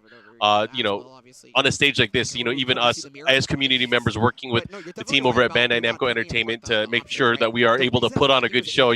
Commentary really wasn't a thing until commentary really wasn't a thing until like 2009, probably. Yeah, 2009, 2010. And, I still remember getting second place in a tournament at a major at Southern Hills Golfland. And I think I won like 30-some bucks or something like that, like 40 or 50 bucks. That was big time back then. I was so happy. I would be like, go home to my parents and be like, look, I won like, $60. Then my mom would just roll her eyes. And, and then you hear about kids nowadays like making so much money, making careers out of being able to make content, out of being able to play games, and it's just beautiful to see how much things have changed in a way. Obviously, it's still tough out there for anyone that's trying to make it. Just so many people are trying to get into gaming in that regard. But just knowing that it can happen for people that play fighting games, people that play games that we love. It's just great to see. The moments become much more special, I would say, with more eyes watching, with more companies watching. It's just one of the things that makes big fighting game tournaments like this so special is you just end up in a situation where you have a crowd full of people who are cheering for the same thing that you're cheering for. But if you're a player and you win and you hear everyone screaming for you and clapping, one of my favorite stories was the crazy wake up super fireball from Rixta versus what was it, Knee at Combo Breaker in Tekken 7. Shout out to Combo Breaker, by the way. Oh yeah, you've got the Combo Breaker hat on, and I remember him telling that story. And when he plays, he usually can drown out the crowd and not hear them. But when the crowd went nuts, he said that it actually pulled him out of that because he looked back and just saw everyone just. Why is everyone yelling? Yeah, pandemonium. And then it was just like, it was the craziest feeling for him, he said. And that's the kind of story I love to hear. I think that's so cool. I think that's all right. Here it is, guys. This is the grand finals. And again, I am not familiar with this because I didn't watch it. I didn't watch it live, and I didn't watch it prior to this. So it's going to be a nice surprise to me. So if it's new to you guys, I hope you guys enjoy this as well. If it's old to you, you guys get to relive this hype. Going with the Raph, maybe? He's hovering, and he's canceling. This is another strategy. See that stance? Yeah. Wait a minute. No. Gonna stick with the as well. And now Utoto's just sitting here thinking about who to go. I might have been a blind pick, actually, because it looked like the judge was actually talking to Utoto a little bit and might be making sure that he picks the character. I mean, this is all on Blue God. Blue God's on the winner's side here. Large point lead that you're going to have at the very beginning of the Soul Calibur World Tour. What you going to do? Soto would be happy to win both Evo Japan and Evo Proper and solidify himself as another one. I got to say, I really love the character art that you see prior to their character model loading. Oh yeah, the character artwork in Soul Calibur is amazing. And he's doing very, very well. Yeah, one of the things too that I don't think a lot of fighting games get enough credit for these days, I feel like the whole set of fighting games have amazing menu and character select music. Oh yeah. Oh yeah.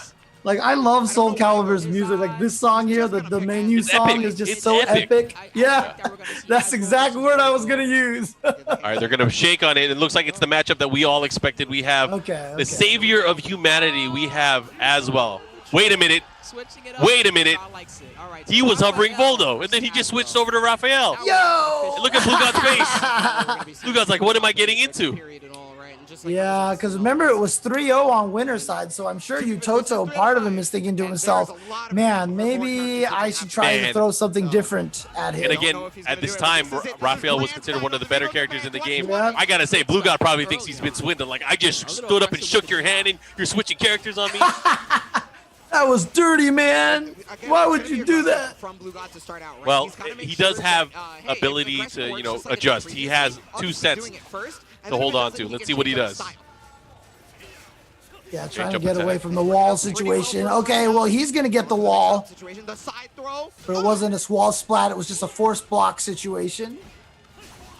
A nice interrupt right there. Raph always having one of the better 5As and Bs. Oh, man. In terms of speed, I mean. Yes. Oh, look at that damage my from gosh. those 3 hits. Oh man, he almost stepped it.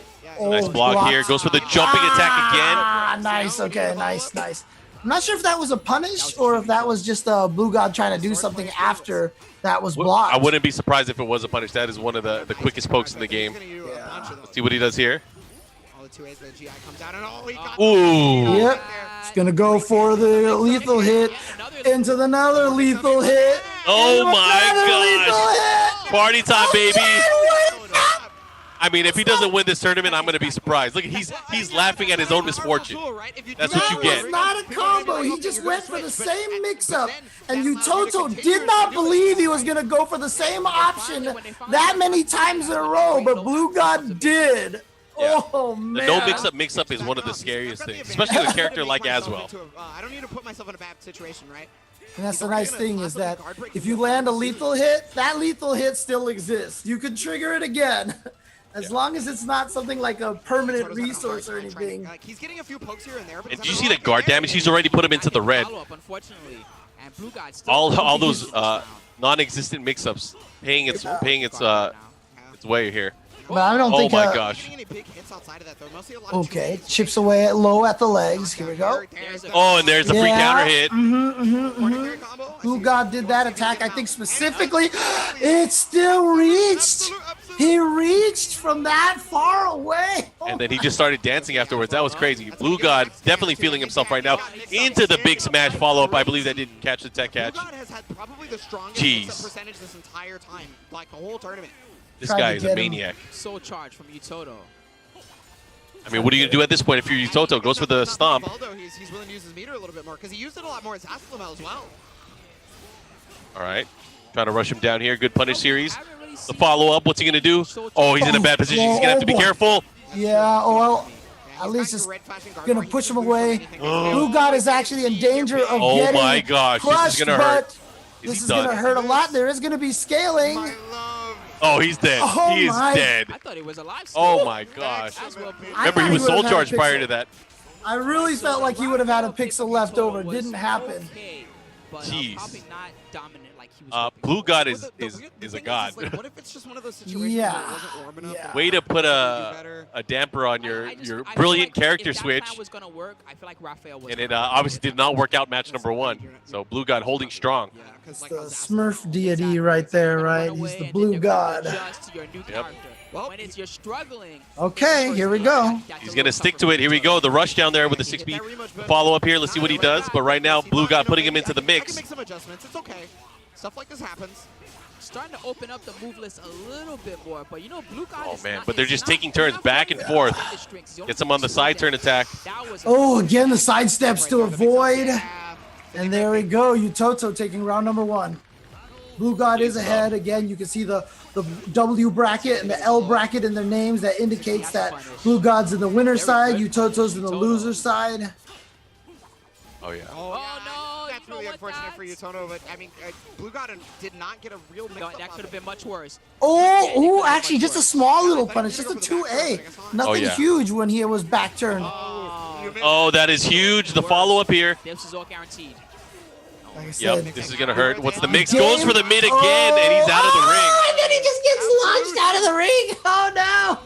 Blue God is continuing some momentum here that I don't think anyone can recover from. If he's able to play at this tempo and this, oh my gosh, that GI was crazy. Very, very smart right there from Yutono to RI, the Beyblade. And like a little small micro step was able to stop that B. Very, very good from Yutono. Follow-ups. Jeez, and he's now mounting a huge comeback here. Oh, he's just poking him. Oh my God. Never mind. The one that's going to hit the wall, Got him too. low. Wall splat? Yeah. Oh, and he's going to get the damage off it. Oh, no. Didn't get the full juggle. Hit the wall at a weird angle, but he's going to do it again. He's done. Blue God trying to go up 2-0. If he can go up to 2-0, that's 5-0 to start between the two times that they've played. Oh, yeah. And oh, my God. He's going to push again. What's he going to do? Blue God is playing out of his mind. It clashed. GI. Okay, GI. This puts him in a bad position. He's going to have to deal with the axe. There it is. He's doing so much damage with that. Just the pressure. I love that. He went for the weapon arts twice in the prior round. And this time, obviously, finally mixing it up, putting him in that crazy blender. Was not able to react well to it. And Yutoto is now in some of the most serious trouble he's ever been in. Yeah, that is not a happy smile. That is an uncomfortable, what the heck do I do smile. You could tell he was already uncomfortable because the sheer fact that he went away from Voldo, he went away from Aswell, he picked Raphael. What are you going to do? You're stuck with whatever character you pick from here on out for this opening set. Blue God cannot switch characters. He won.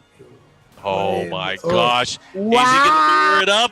I don't know how I feel about He won. Blue God wants it. Blue God wants it. Blue God. That's interesting. Most players hate fighting the mirror match, but I think Blue God is just confident enough that he knows Aswell better than Yutoto does.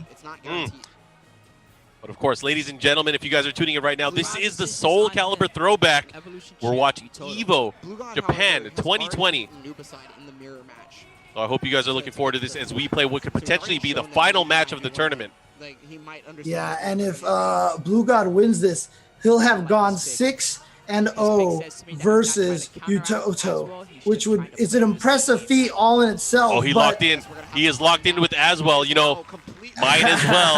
Might as well.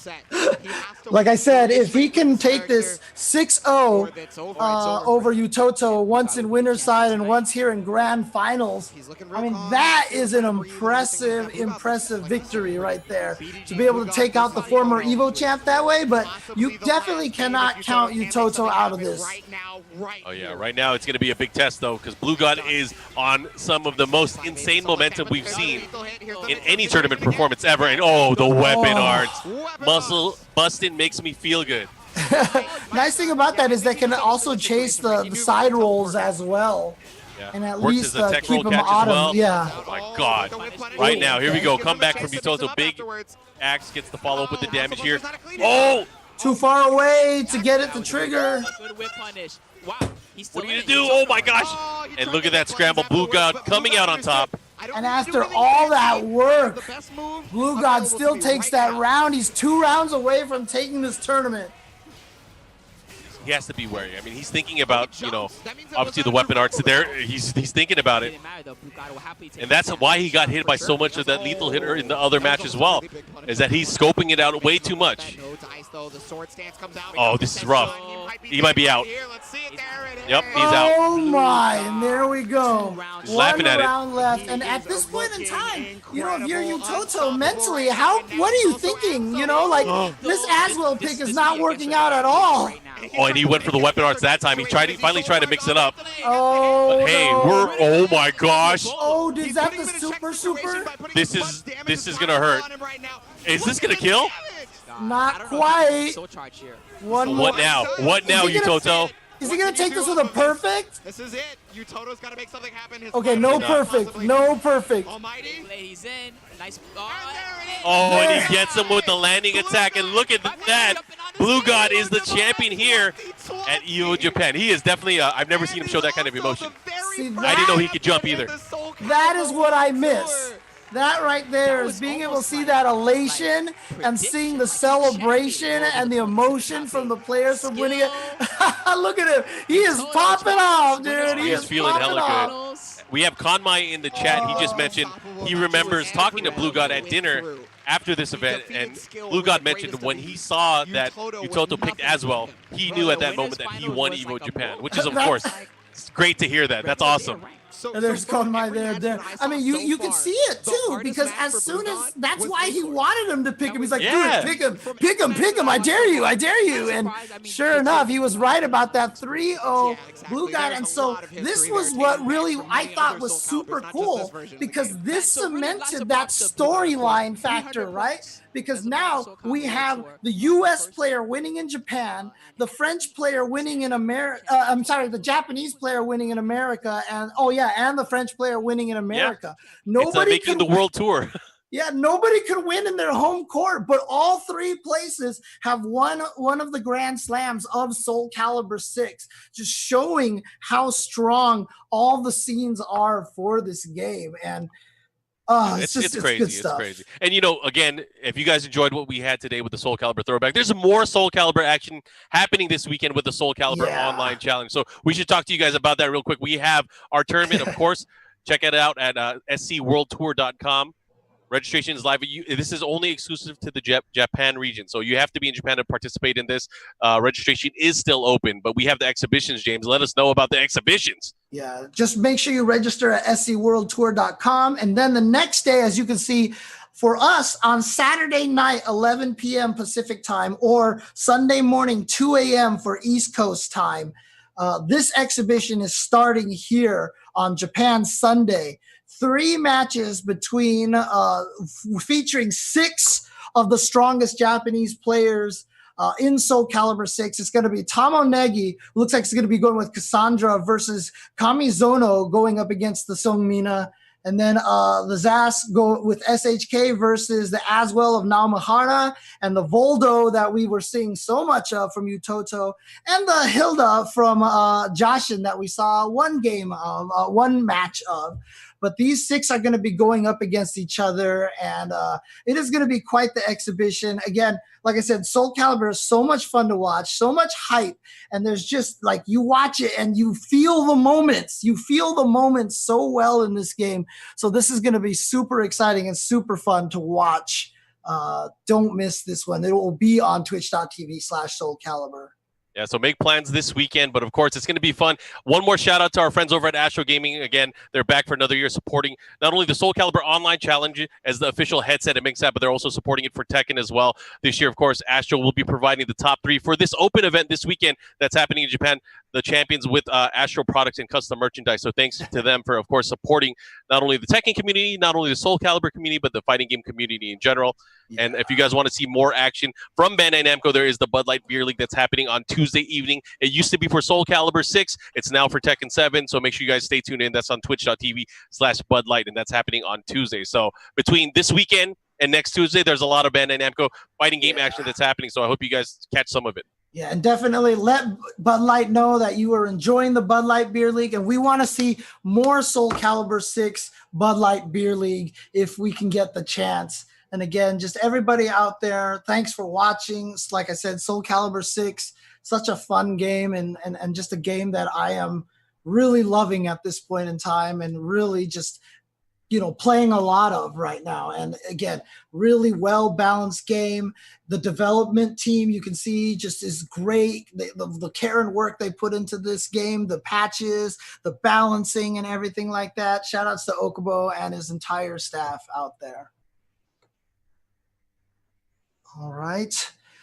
But again, thanks guys for watching. Please take care. Have a safe weekend coming up. Make sure you watch the Soul Calibur action here on twitch.tv Soul Calibur. That'll do it for us. Any last words, Mark?